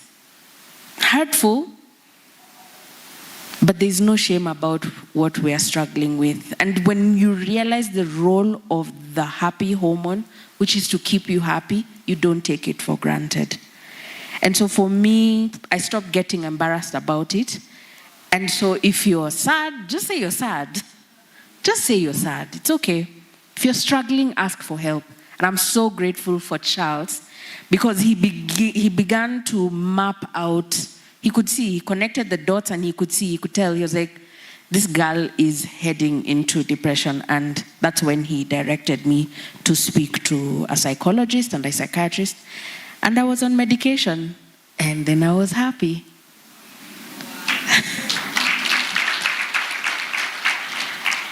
So don't ask for permission. Please don't ask for permission to be happy. It's your right. You deserve to be happy. So when I lost my ovaries, that's when I went into perimenopause or surgical menopause, overnight, literally. And like I said, I was in the middle of my divorce and everything was happening all at once. You're suffering with this loss of a husband that I thought I would start a future with. I thought I would have children. I missed that boat. So there was a lot. Work was hectic. And then I just realized, okay, fine. This is not going to work. Charles, I need help. And so I think that's when we started exploring the different types, formats of estrogen. So I think I took some pills, then got a cream that I put up there in the hoo-ha. And then the one that worked, that was a perfect fit. Like, and it's like you just turn it like this and it fit. I was so happy. Was the topical estrogen that he's talking about, and it's so fantastic. I struggled. Oh my God. Can we talk about libido? Like me, I'm over here. My girls usually ask me, like they're over there talking about, oh my God, yeah, I was this guy, me and my boyfriend did that, and my husband. Me and I'm looking at them like, yeah. They're like, so are you telling us that you have had no sex for the last, 4-5 years? I'm like, yeah. Like I can just sit there, like there's nothing exciting me anymore. Like I'm like, I'm sorry. Like a dude can be cattying me, but I won't even realize it. And me, I'm just missing all the signs. It's not my fault. I don't have the estrogen. Charles said it over here. It's not our fault. But that, I think for me, revealed the importance of having the conversations with your partners, because you're not supposed to struggle on this journey on your own, because it affects not only you, your body, but it also affects your relationships. It affects your work. It affects your pursuit of your career and so many other spaces. So I think for me, how we can improve that and how I do that is by empowering the people who are around me, by having conversations with them and letting them know that this is where I am. And this is how I would love for you to support me while I'm on this journey. Brain fog. Lord have mercy. I was a brilliant child in primary school. I can't lie. I won't lie, I was brilliant. But manze, if you call me right now and we have a conversation, I say, hey, Elsie, yeah, let's hook up at, maybe next week, 8 o'clock at this place. I'll be like, fine, sawa, right? We'll be like, yeah, cool. I'll look forward to seeing you. I'll walk out of here. And if I do not have it in my diary, the end. Last scene. That was the last conversation we had. My God, it's hard. And so for me, I walk around with a phone I put all my appointments, even if it means, Elsie, you're going to wake up and clean the dishes, I will put that in my phone. It is very easy to forget even the simplest things. And like Charles said, I just got, and I'm still tired. I am perpetually tired.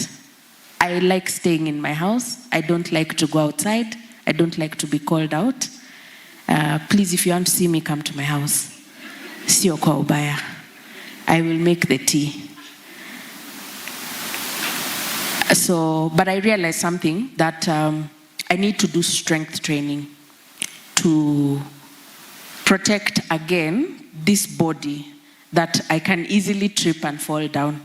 Actually, there was a day, it was just, I think I was about to turn 40. I tripped. The reason I wear flats is because I can't risk. I'm already at risk.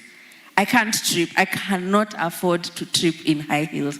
So one day I was going down the stairs. I fell so badly. I could not understand how I fell, but I just fell. And it happened a couple of times. I've tripped. Nowadays, did you see me coming up the stairs? I hold the rail. Ladies, hold the rail when you're walking up the stairs, okay? And so for me, so I do swimming. I love swimming. That's the easiest thing I love to do. I don't like pain because my life has been, about pain for a very long time. And so I fear just being in pain. So I'm like, I'd rather just stay at home and have tea. I've become the proper Samia girl.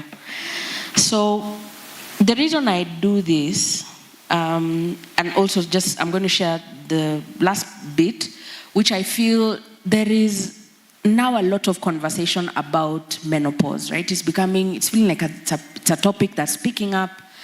The West on our social media will always see someone talking about menopause, talking about supplements, etc. Okay, first, can we talk about the supplements? Before you take supplements, can you see your doctor? Okay? I think that's the one thing we are not doing ourselves justice. For me, when I hear about girls you've been in pain for the longest time, and you're okay with that. Like, I don't know, is that going to be an award by the time you walk down? Like, hey, here for enduring all that pain for all those years.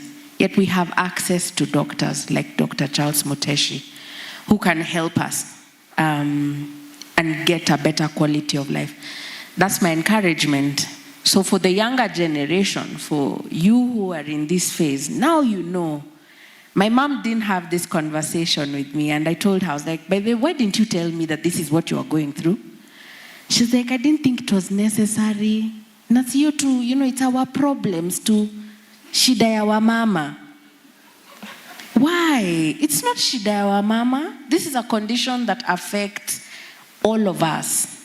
Because if you as an individual, your productivity is affected, then your workplace, your employer is going to suffer, and the economy also is going to be impacted. If healthcare costs are also at an all-time high because, we're not doing anything to take care of ourselves, then it affects everyone. So it's better for us to start looking at ourselves and starting to take care of ourselves. So go to that doctor, find out what are you missing from your body before you start going and buying over-the-counter medication. And I know, there's this whole fad about, it's magnesium for sleep. Yes, but there are other things you can do to also induce your sleep, like exercise, walk in the evening, so that then you just go straight to bed. But again, it's not a one-size-fits-all, and I pray that we all get our personalized care from deserving good doctors like Dr. Charles Muteshi. I want to finish off with the last thing about the worst symptoms that I experienced. I used to have sister locks, beautiful, flowing sister locks, until I could not sleep. Of course, I was not sleeping, and many other things. I was not sleeping, having hot flashes in the middle of the night. One day I just woke up, I just said, is it ever that serious? Shoop. That's why I have a bald head. Because me, I need freedom, by the way. I feel like my head steams. Even right now, it's steaming. So if you want to give yourself that freedom, then give yourself the permission to live freely. Do not be bound by what society says, inishida wa mama, etc. Live. Do you. If you want to have a conversation with the doctor, go. If you're having scratches down there, if you're feeling like, Jesus Christ, things are on fire, go, have a conversation. Let's normalize visiting a doctor. And for the generation that is coming after me, if you're raising any girls, encourage them. If you ever see them experiencing painful period, I really believe this would have been preventable for me. I think if I saw the doctor at the right time, where I am, I think would have been preventable. Thank you very much.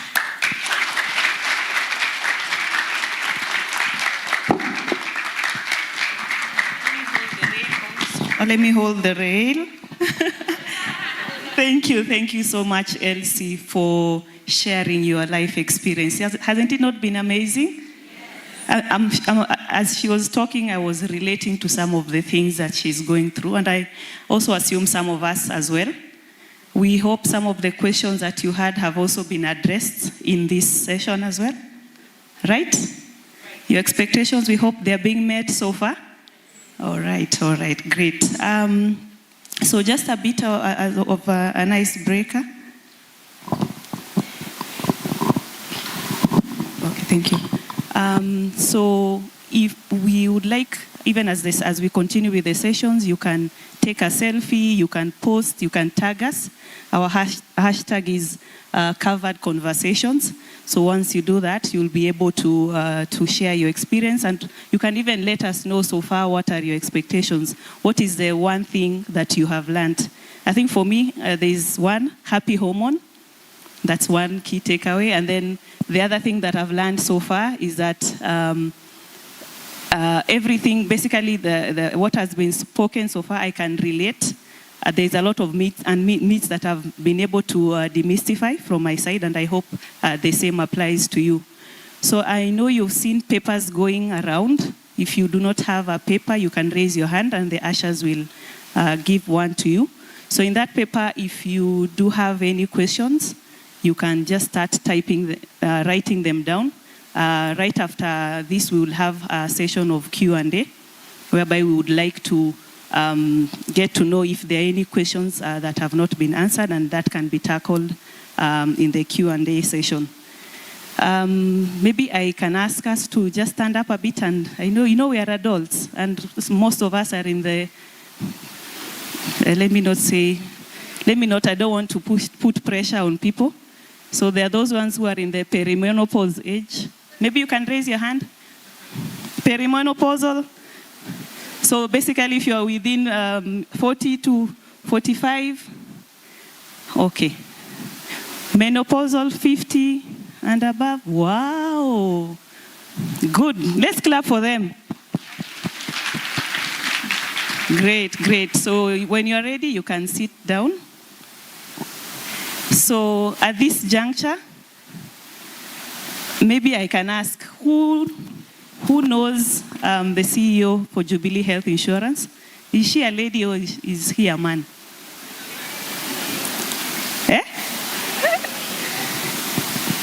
A lady? Okay, you're right. So we are privileged to have a lady as our CEO. And you know what that means for us ladies? All our needs are sorted. Sindio, because she's a woman, she basically understands all the things that we go through, right? Yes. So at this point and at this juncture, I would like to invite our CEO, Njeri Njomo. So she's basically at the forefront of all these conversations. When I say that she hears us and she she provides solutions to us. This is one of those things. She's the one who spearheaded the covered conversation discussion. So allow me to welcome Njeri. We can clap for her. She's already here. You can clap for her. Thank you so much, Njeri. All right. Good morning, everyone. Wow, what a morning, yes? Can we clap for the team doing this with me? It's such an honor to have all of you here. But it's true, at least if the CEO is female, we can have female conversations. Because this is one of those we were taught not to have. But it is a critical one, don't you agree? It allows us to thrive.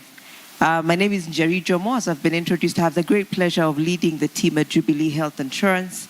Truth is, we are the leading health insurer in the region. Kenyans and East Africans continue to choose Jubilee as the insurer of choice, and we don't take that for granted. Because whenever you're renewing, whenever your employers are renewing, you do choose Jubilee. We know, of course, it's not always the easiest business for a couple of reasons. Insurance is already complex, it's actuarial, it's insurance, but also that there's clinical aspects of it. And when you introduce medicine and then introduce insurance, then introduce terms and conditions, it can be very tough. And also health is emotional, isn't it? It's emotive, so that tends to be my typical day. But the beauty of it is I am very fortunate to lead a team that has great value for all of you. That every time when we're looking at the data, I want to address the issues that are there. So when someone says, oh, I went to the doctor, I'm feeling like this. So we now know when we look at all the symptoms, it's just menopause. It is not a disease. So we said, let's have the conversation so that you're a lot more better equipped to do that. I'll take a minute, I don't know whether this was done, just to tell you a little about who we are as an organization. Jubilee is part of the wider Aga Khan Development Network. And we are very passionate about all the things we do within this region. So you will have Jubilee, which really will take care of the issue of resilience and insurance. We have DTB, which will do banking because we believe that is a critical aspect of how we do things. We also have great investments in things like TPS Serena. The reason for that is because in this region, East Africa is rich with tourism. And therefore, we want to be able to bring up the value of all of those aspects within this region. What we also do as part of our other agencies is we work with the Aga Khan Hospital as one of the agencies, and thank you, Daktari, for being here. And we have not just a strong relationship, but there are very many shared values about what we believe about the quality of care. Over and above that, and I'm excited about this one, is that now we are training for medicine and surgery at the Aga Khan University. And I can ask you, if any of your children are thinking about doing medicine, there's no other place you'd like to do it, because it's almost like flying them to the UK to study. That is great when we have it within this region. Any of you have sausages in your house? Welcome to the family. No, you don't have a child at that age. It is not your decision, I want to assure you. There are those ones who sausage is like breathing, and farmer's choice is also part of what we do within the agencies. Again, we are very intentional about what we do within this region amongst a lot of other things. But for us, I want to assure you, we do not just speak health, we do it. Right outside, not far from here, we have just concluded and we'll be launching within this year our creche for our moms within the organization, because you can't just talk things, isn't it, and not do them. It's just that I can't take you there. It has the tiniest, cutest beds and those small, nice seats. But if the team will feel that if my child is there, that I can get some work done, that will be a big deal for us. The other thing is we're very intentional about our employee wellness. We have a fully kitted gym where our staff actually exercise. So that then you can be having a bad day, just go. But we've gone a step further. I don't know whether you noted within our campus we have a giraffe. You did not see it. Please look for the giraffe. There's a giraffe outside. I know you may have seen the zebra. You didn't see the giraffe. I make fun because I say from the community I come from, if I had this piece of land, I would not waste space like this. It would have 2 towers, isn't it? Because that is money. but it's something very intentional about how we are Jubilee in terms of the fact that there is a lot of intention around the employee environment. Some of you may get an opportunity to go to the fact that we have a footpath which our teams are able to walk through. I'll tell you, it is scented. Yes, it has lavender, it has thyme, because, you know, these things, yeah, just go and ask your employer, what have you been doing for me lately? Yeah? And it has a component of it where there's, what is that? I'm trying to remember, a rock garden, sensorial garden. You can remove your shoes and walk on the softer rocks, on the rougher rocks. You know, nowadays, you have to be very intentional about your mental health, isn't it? Life has a way of doing things. But, you know, because there's so much pressure, we're in a bunny world. This is nothing like we've ever dealt with before. What you knew yesterday has changed today. That kind of environment requires a different kind of approach. So for us, covered conversations is about, again, please note the choice of words, research-backed. Not old wives' tales. Not your friend told you, isn't it? When I look at my mother, I'm looking at her and wondering, you didn't tell me you had meant, like, did you ever go through this? Because for her, I never had her talk about it. But it is good when we understand the science and the facts that back these conversations for ourselves. Who in the room is 80 years old? Okay. Now, allow me to tell you something. We're discussing with someone not too long ago. I've told this story so many times because for me it hit home. I was having a conversation with someone and they were telling me how we were having lunch with so-and-so, and we went and said, you know, then I asked, how old is she? And he said 75. And they said, we were meeting for lunch. Then I said, hold on. At 75, people still meet for lunch. Walk with me here. Now, take your age and realize, by the way, you're here for a long time. So can you stop acting like you aged, I don't know, it's ended, tomorrow I may be dropping. Hello? Am I talking to my sisters? We're here for the long time. You still have another potentially 30 years to live.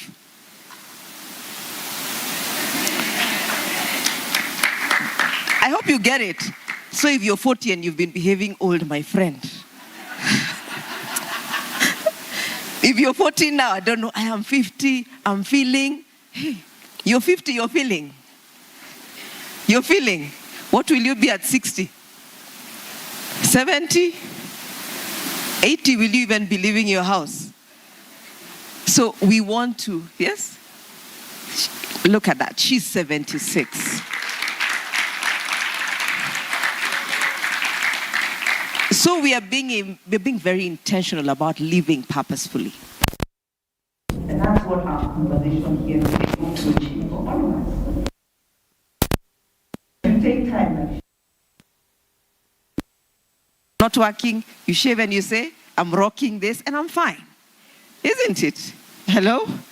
Because after all, you become empty nesters, the children leave, and then you wonder what your new definition is. So today was about you, paying attention to you, making sure that you remember just how much you matter. And if we've stopped everything today on a Friday just to focus on you, I hope today we have emphasized just that much more, how much more we want you to go back to focusing on you. I also want us to celebrate the men in the room. I can see one stand here. Can we celebrate the men? No, that clap was for yourself. I want you to picture the topic today was? It was not menopause. It was, yes, it was menopause. But the fact that that man takes the time to come and understand you. By the way, if that's your person, just, you know, God loves you extra. Because he wants to understand you. Can we celebrate the gentlemen who are here? So when you look like you've thrown that wig, the minute you enter the car, they're like, oh, I know what's going on. Yeah, that's all you want. It's not that you're having a bad day. I get it. And that's why we celebrate. So it is also great that even the team that put this together has the men. So in the team that put this together within my team, I'd like the team to stand up wherever they are, the team that was involved in putting this together, because I can tell you, where is Dr. Brian? I'm looking for Dr. Brian because he has literally been hounding me every day about this conversation until I wanted to ask him, hey, you really value us. Can we celebrate Dr. Brian?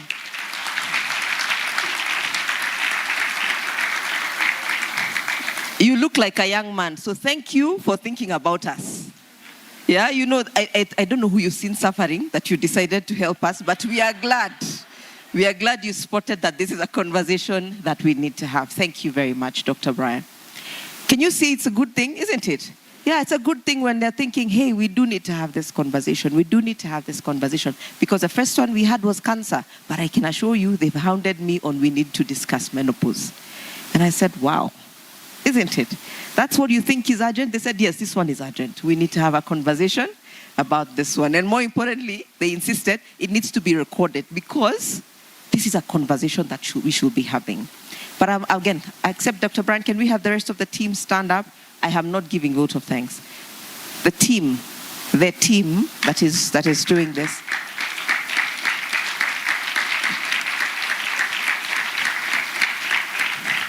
So they'll remain standing. The danger with being the CEO is when things are done, you say, it's the company, she's the one who did it. But quite frankly, they get to do all the work. So I'll start here. This is Dr. Musa Misiani. He's a Chief Operating Officer for the business, a medical officer by profession, an adapted insurer now, right? But thank you, Dr. Musa. Let's appreciate him. How many people, when they open social media, think Jubilee is very loud? We're in your faces. Yeah, let me tell you the reason. Her name is Monica Chege. Monica is our head of marketing, and she is extremely passionate about driving conversations on how you can live healthy. And I am so grateful to you, Monica. Asante sana. We also have Dr. Jane Nyapara, also a medical doctor by training. She works to ensure that we select the right providers to serve you. As Jubilee, we go to extensive lengths to select the providers who serve you. We check the quality of care. Can I repeat that? We check the quality of care. We are as terrible in demanding standard treatment guidelines. We want to see that the client will be treated properly. It's uncomfortable for some facilities, but we are unapologetic about that. So some of you will tell us, my doctor is not on your panel. I'm sorry. We are very particular about qualifying what we expect should be done. And by the way, we discuss outcomes. Is the client getting better? What were you treating last week? Come on, you gave antibiotics this week. 2 weeks later, you've given another antibiotic. What's going on here? When you go to hospital and they write 30 tests, we ask them, what are you doing? What are you looking for? Because what is happening is the cost of your cover is going to go up. Hello? So please appreciate Dr. Jane, because that's what she does every day. I don't envy them, because when a doctor is telling other doctors no, it's a hard place to be, isn't it? But we do really value that input. I also have Joanne right at the back. Joanne supports Monica. Thank you, Joanne. And then I have our head of CX, Alma, who's also, today she told me, and I'm sorry I let you down, at the dress flowery. My day does not look flowery today. I have a lot going on. It's board season, so this is the best I could do. But yes, that's Alma. She even has to package me to drive service excellence. Now, surely, the rest of the things I hope I have tried. Okay, yeah? So thank you, Alma. There's also Eric right at the back. Did you dance when you came in? You are letting us down. We have to dance, and we will think about that. But Eric is very passionate about physical wellness.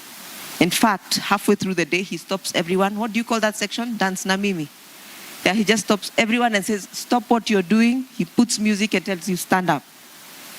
Yeah, because, you know, this sitting is easily the next cancer. And we are intentional about this. On your phones, there's an app called Maisha Fiti on App Store, and it's also on Google Play Store. And this app really tracks your steps and keeps you very engaged. I do know we also have a seasoned woman WhatsApp group. We have a seasoned woman communities. Yeah.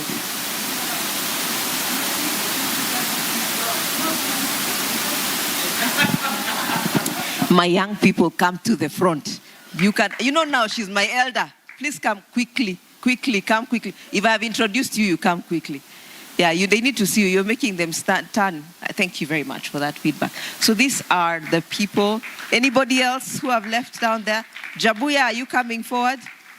Yeah?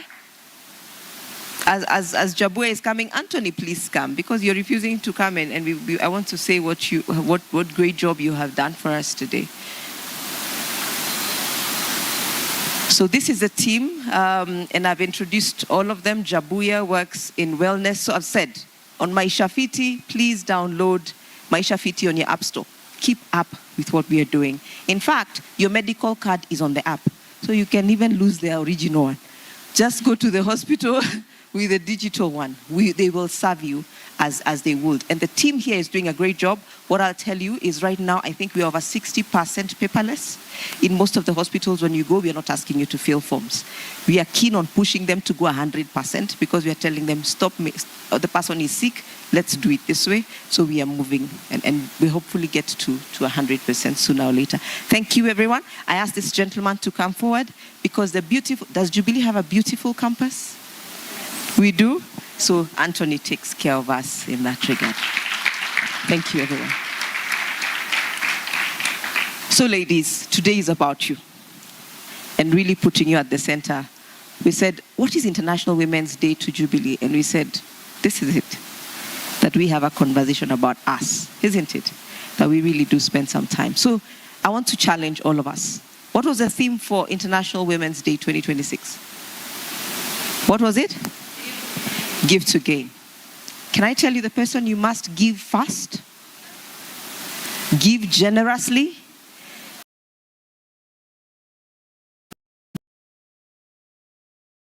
Give and pour from an empty cup. Very much.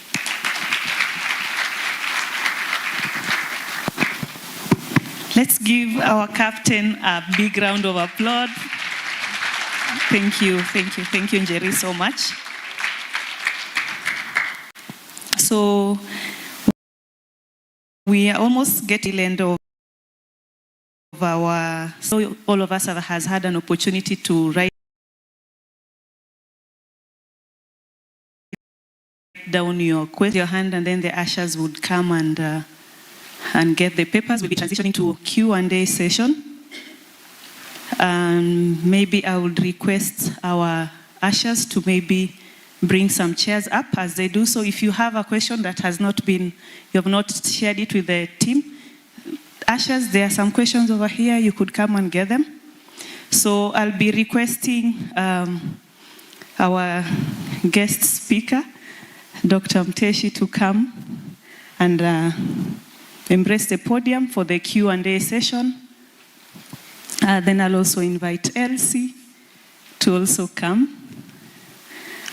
And our COO, Dr. Musa, to also come. And for this session,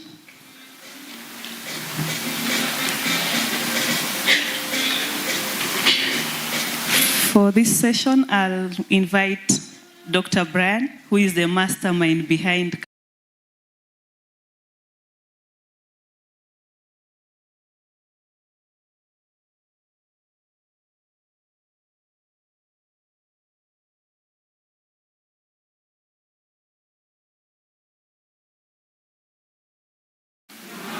If you can hear the sound of my voice, clap once.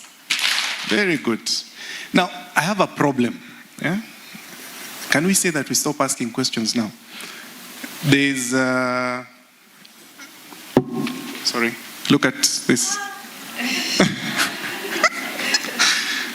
So, we'll try and go through this Q&A section, and I feel fortunate to have 3 good minds. So I will direct the clinical questions to Dr. Muteshi.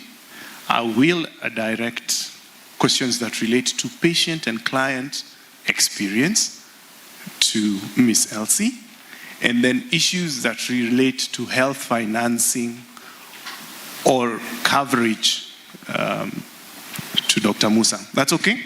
Yes. Very good. And the first one goes to Dr. Muteshi. Good morning. And this is a lady amongst us who stopped having her periods at 34 years, and this is about a year ago, so she should be 35 now. Can an estrogen cream help? And she's having issues with vaginal dryness and libido. Clarify, doc. Period stop at 34. She is now 43. Yeah, thanks. I think that's a very important question and extremely practical because it's real. So that would fit into what I said earlier called premature ovarian insufficiency, what we used to call premature menopause. And definitely, if you stop having periods or have gone into menopause before the age of 40, doctor should discuss with you the need to be on hormone therapy up to the age of 50. So it's not just to alleviate the symptoms, but also to prevent problems to do with the bone health and your heart health. Thank you so much, Doc. Another question for you. Kindly advise me. I'm 42 years old. I do have a problem. Endometriosis is the problem. And blocked ovarian tubes, a cyst, a fibroid, and DVT. Thank God I'm a happy mom to a boy aged 13. Unfortunately, I've had 4 miscarriages and failed IVF and had 4 surgeries to unblock my tubes, remove my cysts, and have fibroids as well. I'm a desperate lady going through humiliation by my in-laws and my hubby, and I'm giving up. Kindly encourage and advise me. Yeah, that's definitely a bit complex, obviously, because it's several conditions that are both medical and also other bits. Usually, from a medical perspective, we would need to have a full evaluation so that we understand, the medical background, what is the current situation, because certain conditions could have, long-term complications or attendant risks to other bits. So if you have DVT, which is a clot in your veins, you will need to be on a blood thinner. But if we have to manage fertility or endometriosis or fibroids, then we have to really weigh very carefully. So I will encourage, if it's possible, maybe to arrange consultation with a qualified specialist. And if there's need for a referral, we're always happy to see you. All right. And just on that point, Doc, there are many who are asking where they can find you and if you would be happy to see them if they have these conditions. Perhaps you could give that information as well. Yes, so I work with the Aga Khan University Hospital. And it's always easier to get to the website and get the contact for calling. And you get an appointment with me. All right. Thank you so much, Doc. This goes to Dr. Musa. There's a question on hormone replacement therapy. And as a Jubilee client, would this be considered for coverage? Thank you. So, depending on the policy that you have purchased, yes, there are policies which expressly allow you to be covered for it. But I think it would be best for you to get in touch with us so that we take you through your policy. And if you would need coverage specific for that, there are options available, then we can guide you to an appropriate purchase. Largely for, just like in treatment, just like in medication, a financial therapy in the form of an insurance policy is tailored to an individual. Thanks. Thank you, Doc.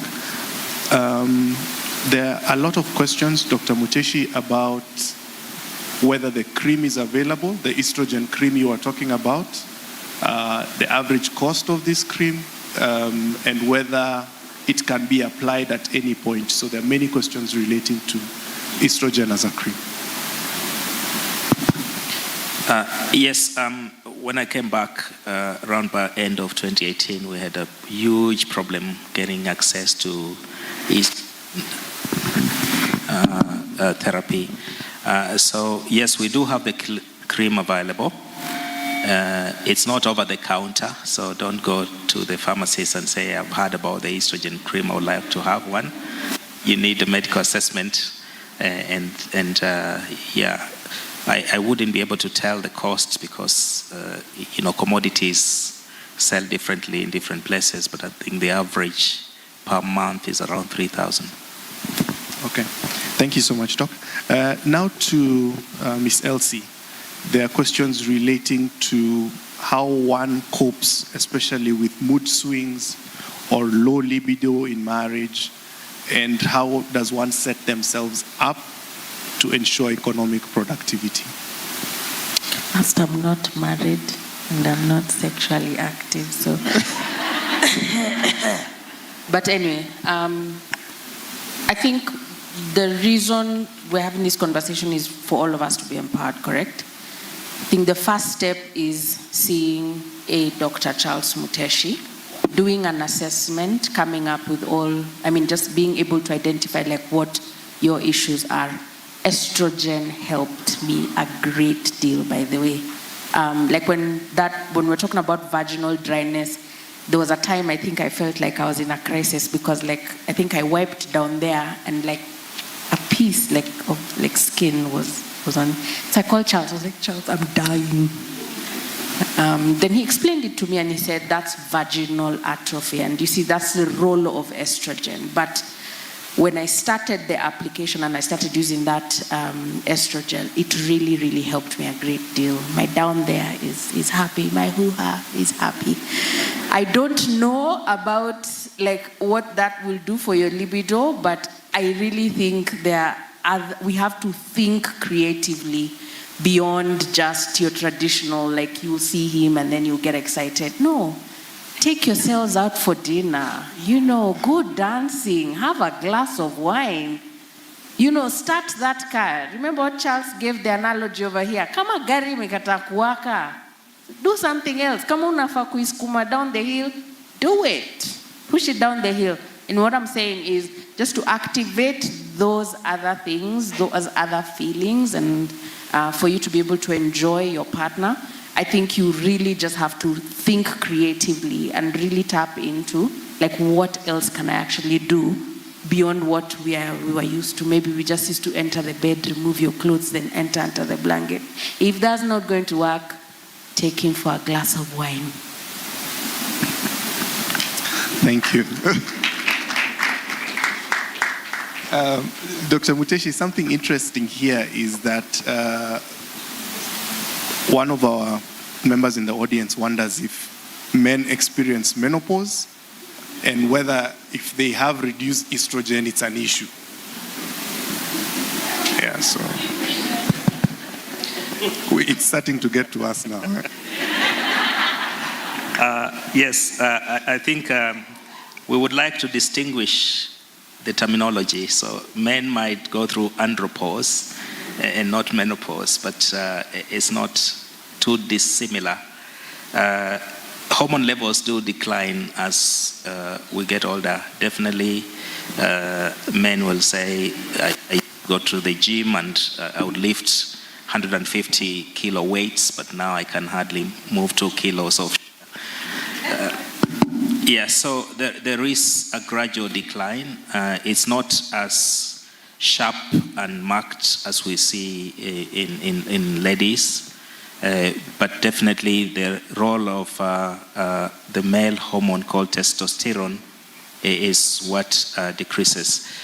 We of course also know that some men might go through treatment for their prostate, and some of those treatments require that the hormones are completely suppressed, and they do experience hot flashes and all the symptoms that women would go through, including reduced bone density, which can predispose to fractures. So we are not completely immune to hormone problems. All right. I have another one here for you. Doc, I had my uterus removed in 2008. The doctor who was attending to me, the late Professor Karanja, told me he left my ovaries intact. What do I need to have? What do I need to be doing? That's one. And what supplements do I need? I think I need the happy hormone. My sight is also affected. I get frequent dizzy spells, and I've been having a dull headache and a heavy head. So general, one, what do I do? Two, contacts for doctors who can be consulted. I think we've tackled that one. And then where, do you have any wellness clinics that would relate to Jubilee or Aga Khan that we can visit? Yes, probably many questions, but I'll try and remember all of them. Yeah, definitely if we do surgery, especially gynecological surgery, we always emphasize, unless the ovaries have a problem, we leave them behind, because you don't want to end up with what we call surgical menopause. Surgical menopause is horrendous. The symptoms come immediately, literally the following day after having the operation. And so I think one challenge that you would experience is that if you have your womb removed, then there are no periods, and so you won't know when menopause sets in. But it's possible to know from how your body feels, the other symptoms, change in mood, maybe energy levels, hot flashes, vaginal symptoms. And I think it's useful perhaps to have a general medical check. Like I said, you might need hormone therapy, but we always want to do an assessment before we can commence you on hormone therapy, including all the wellness, the screening, and drawing a timeline on when this can be done. Yes, we do have a general clinic at the hospital, so you can come through the family medicine clinic, and they can do this comprehensive check, and a referral is made if there is need to see a specialist. Thank you very much. I'll pick a select few. As you can imagine, I have close to 100 here, and group them. Then we'll have one last round of questions, and then I will stay behind and collect any questions that you may have that I can be able to share answers about later. Is that acceptable? That's acceptable? Very good.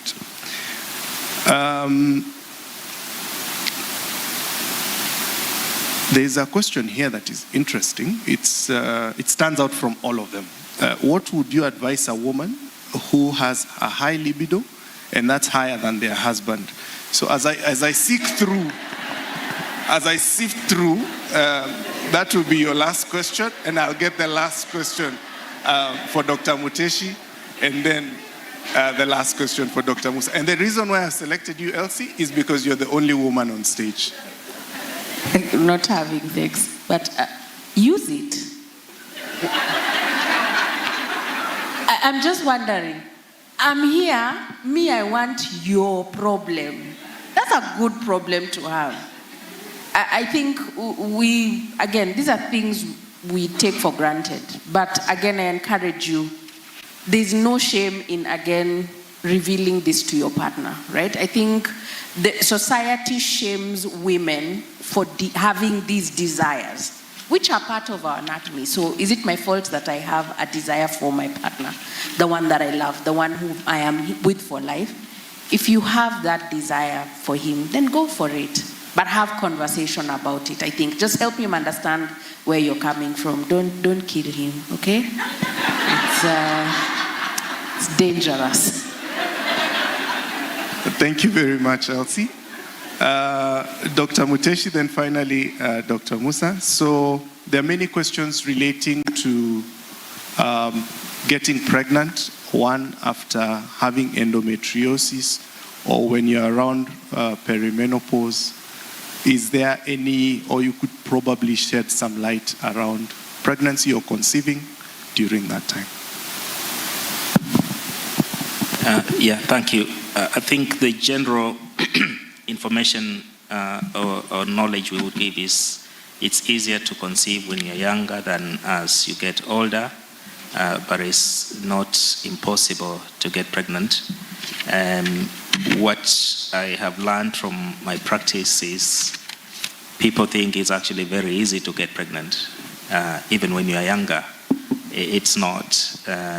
That's why we have ovulation happening every month. That's why humans have a chance to have a go at it every month compared to other species. But we have about 1 in 10 probability that you can get pregnant a month if you are younger. But it does decrease significantly, maybe to less than 1 in 20 when you're above the age of 35, and it could be much rarer when you are older. So if you want to embark on a pregnancy journey, of course, if there's any history like endometriosis, it will be useful to see a doctor sooner to make a plan rather than keep trying endlessly and then you come over when it's a bit late. But it's also never late because there are options, and some of you who are either going through menopause or about to go through menopause and the egg numbers are very low, or we think the quality of the eggs is low, we can always discuss about other options, including borrowing an egg to get pregnant. So it's also the medical risks that you could put yourself through when you are older than just the ability to conceive. Wonderful. Thank you very much. And finally, for Dr. Musa, clarifications about pre-existing conditions and waiting periods, especially when it relates to pre-existing conditions. Thank you. So first, before I respond to that, there is a member of the audience who had raised a concern about the effect of what the perimenopausal symptoms are causing her. I think we can all agree that we need to step in and support her. So if you're comfortable, please reach out to us. We'd like to pick up a few. I will pick up the counseling and psychotherapy support for you after this. So speaking to pre-existing conditions and waiting periods is quintessentially an insurance question. In this sense, I'd like just first of all to just give a brief about how insurance generally works. We'll collect, say, 50,000 shillings and promise that when you get ill and your bill gets to 1 million shillings, we will pay 1 million shillings. How that works is we will have many people come together and give the 50,000 shillings so that we pool those resources together for the few that will fall ill. So we do not purchase insurance because we want to use it immediately. It's not a bank deposit because that money comes from somewhere. Hence why waiting periods are imposed in insurance. If you have a condition that is already under treatment, usually you may be subjected to a waiting period if you've not had coverage before, and largely that is to protect the pool of resources that is already there so that you can contribute to the pool for a period of time before you can draw from it. It works on the chance that few of us are supported by the many of us. Each of us putting in a little, we're able to support the few who may unfortunately get ill. But pre-existing conditions relate to the point at which you bought the policy.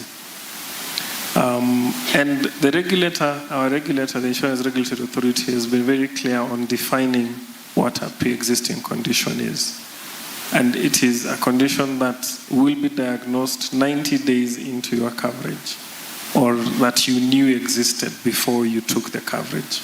So when you take cover, ideally insurance is meant to protect you from an unforeseen circumstance.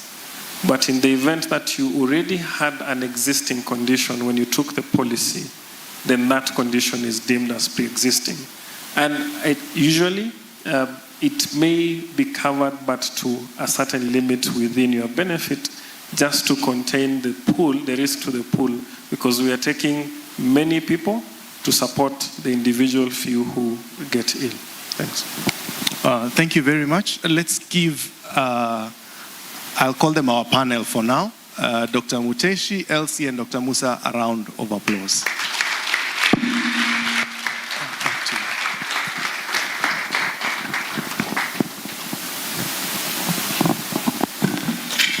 Thank you, our wonderful panel. I think as I said before, they're being broken down so that then we are able to understand it. And we hope that that has been achieved with this short session of panel. So maybe I'll request the ushers to just maybe remove the chairs from the podium. We're almost at the tail end, and I know we've kept you almost your entire morning, but we hope that we have been able to meet your objectives in terms of the expectations that you had for this session. So we are almost at the tail end of this covered conversation season 2. So we'll be transitioning to a gift award ceremony. And we have different gifts for our panel, for our guest speaker. So I'll request Dr. Brian, 1 second.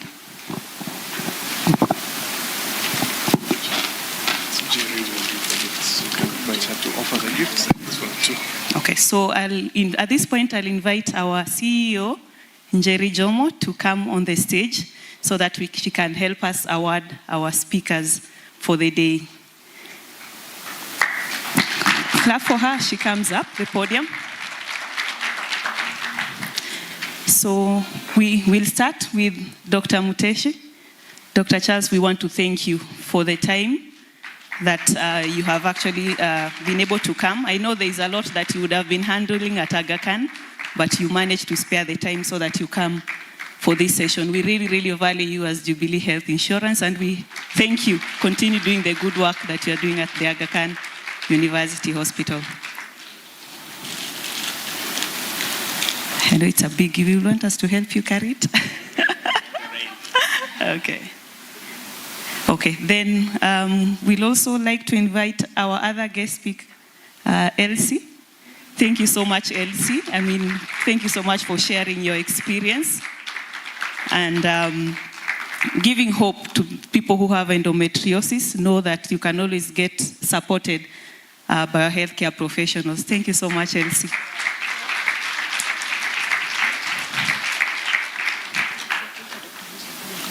So we'll have a brief group photo. I'll also request Dr. Musa to come on the podium, and Monica. I know she's shy. Monica, please come to the podium and join the team.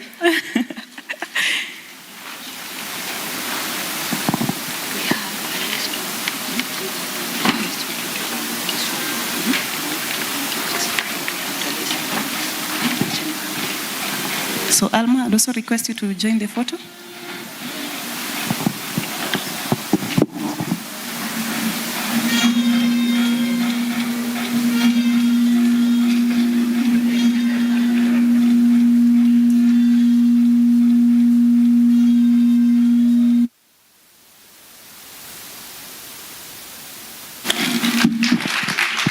Thank you so much. And I'm being informed by my team that we've had people who have come all the way from Kisumu. Imagine, wow, Njeri, we are making an impact. That is wonderful. So we have a token for them. I'll invite Alma to maybe help me get their names. But we want to thank you once again for coming in and being part of Covered Conversation Season 2. So I think Njeri will keep a tab of the people who came in Covered Conversation Season 1 and Season 2. So let's ensure that you continuously come so that then you can be part of these discussions. And as we have said, let's be part of the people who really drive these discussions in whichever forum or workplace or wherever we are, even if it's Chama. Let's start this discussion so that then we can spark more.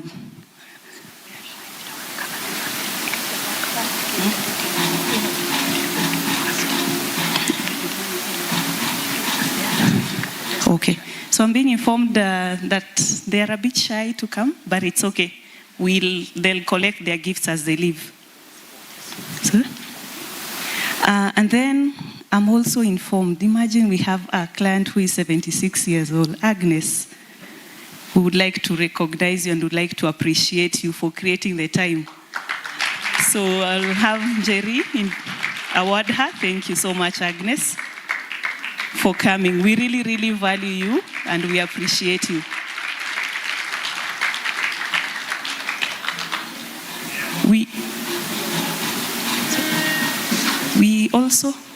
We also have another guest who is 79 years old as well.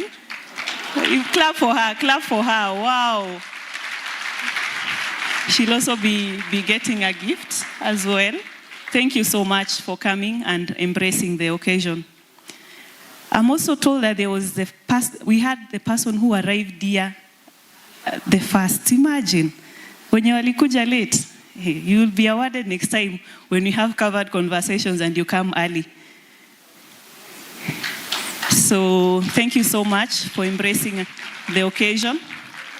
So I'd like to call, apologies, I've forgotten your name. Yes, we also have a gift for you for coming early. Clap for her, wacheni wivu, clap for her.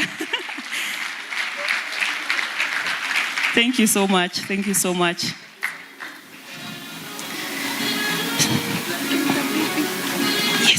Yes, and then, you remember I talked about Princess Wanda. Who knows who is Princess Wanda? Yes, our Jubilee adopted baby. So we would also like to give a thank. We want to thank her, Mama Princess Wanda. We also have a gift for you. Thank you so much. I'm also challenged next time to come with my baby, but I don't think she'll even be able to sit for 2 minutes. She'll be coming to the podium. Aww.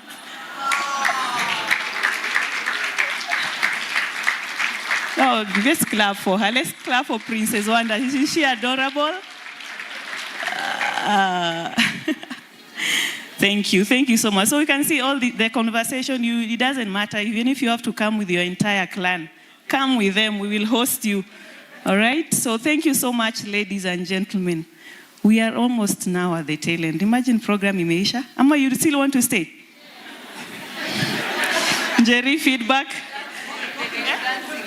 Oh, now I was informed we never danced. Erica, at least people want to dance before now we transition to our branch. DJ, you have a ngoma? This is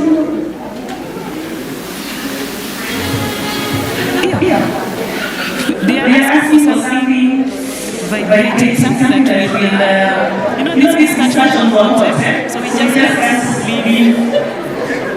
And I told you we have somebody here to help us with that. Thank you. So DJ, that song is going to work. That is music. Play something. Ladies, come on, get on our feet. I'm dying in that chair. But before we move on, please, a round of applause for our brilliant MC. Always does a great job, always forgotten, but not today. So DJ, where's the track? As you wait for the DJ, just move with me. 1, 2, back that. 1, 2, and again. Like that. We're going forward 1. Again, this way. There's no space where you're standing, so if you need more space, please find more space, because we're about to go low. Alright? We're about to go low. I know the news may or may not manage his mind. Usijali. Tutajaribu vile tuna? Tutajaribu vile tuna? Let's go. 1 time. 2 time. 3 time. Who's still there? Nani yako hapa? Okay, let's go back. Round of applause, please. Back to the DJ. Back to the DJ. If he ever finds the music, we'll be back to the dance. There he is. Hands up. Hands up. Hands up. Hands up. Let's go around. Let's go around. Come on. Let's go.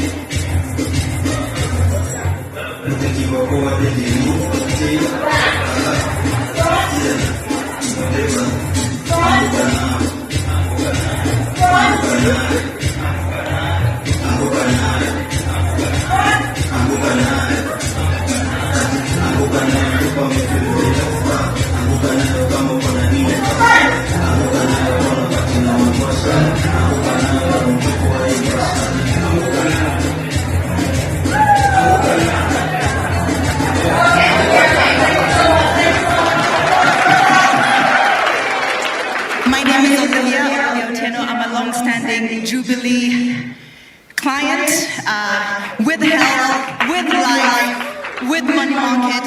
All I can tell you is that if you look at the P&L of this organization, you will not be putting your money anywhere else. A round of applause one more time. Thank you. You might have your seats. So as we close, I would like to just briefly share a vote of thanks. First of all, I would like to thank everyone who managed to come here, our clients, our non-clients, different organizations. If you're maybe sure that's with us as an individual, as a company, as an SME, we really thank you for coming. We'd also like to extend our gratitude to the Aga Khan University Hospital for helping us with the facilitator, Dr. Muteshi. We also want to thank him, to thank Aga Khan University as well. We'd also like to thank Elsie and the organization that you represent. Thank you so much. DTB, all our partners, and above all, our esteemed clients. Can you clap for yourselves for coming? Thank you so much. So I know now we had prepared something for you. It's not good that you come and you leave. We have prepared biting. So we'll serve that as you exit the auditorium. And maybe before we leave, it's always good to pray for the meal so that then we bless it and it's able to nourish our bodies. I request one of our clients to pray for us. Who would want to pray? Can I request Agnes? No, Agnes, you're now our... Okay, that's okay. Good afternoon, everyone. Let's pray. Father, we thank you for this time you've given to us. We thank you for everyone, and we thank you for the meal before us. As we take it, we pray that you bless it, and may it nourish our bodies. In Jesus' name I pray and believe. So for the sake of order, we'll start with the people who are sitting on this side. We can maybe give priority to people who have disability. They can be served first. Any pregnant woman.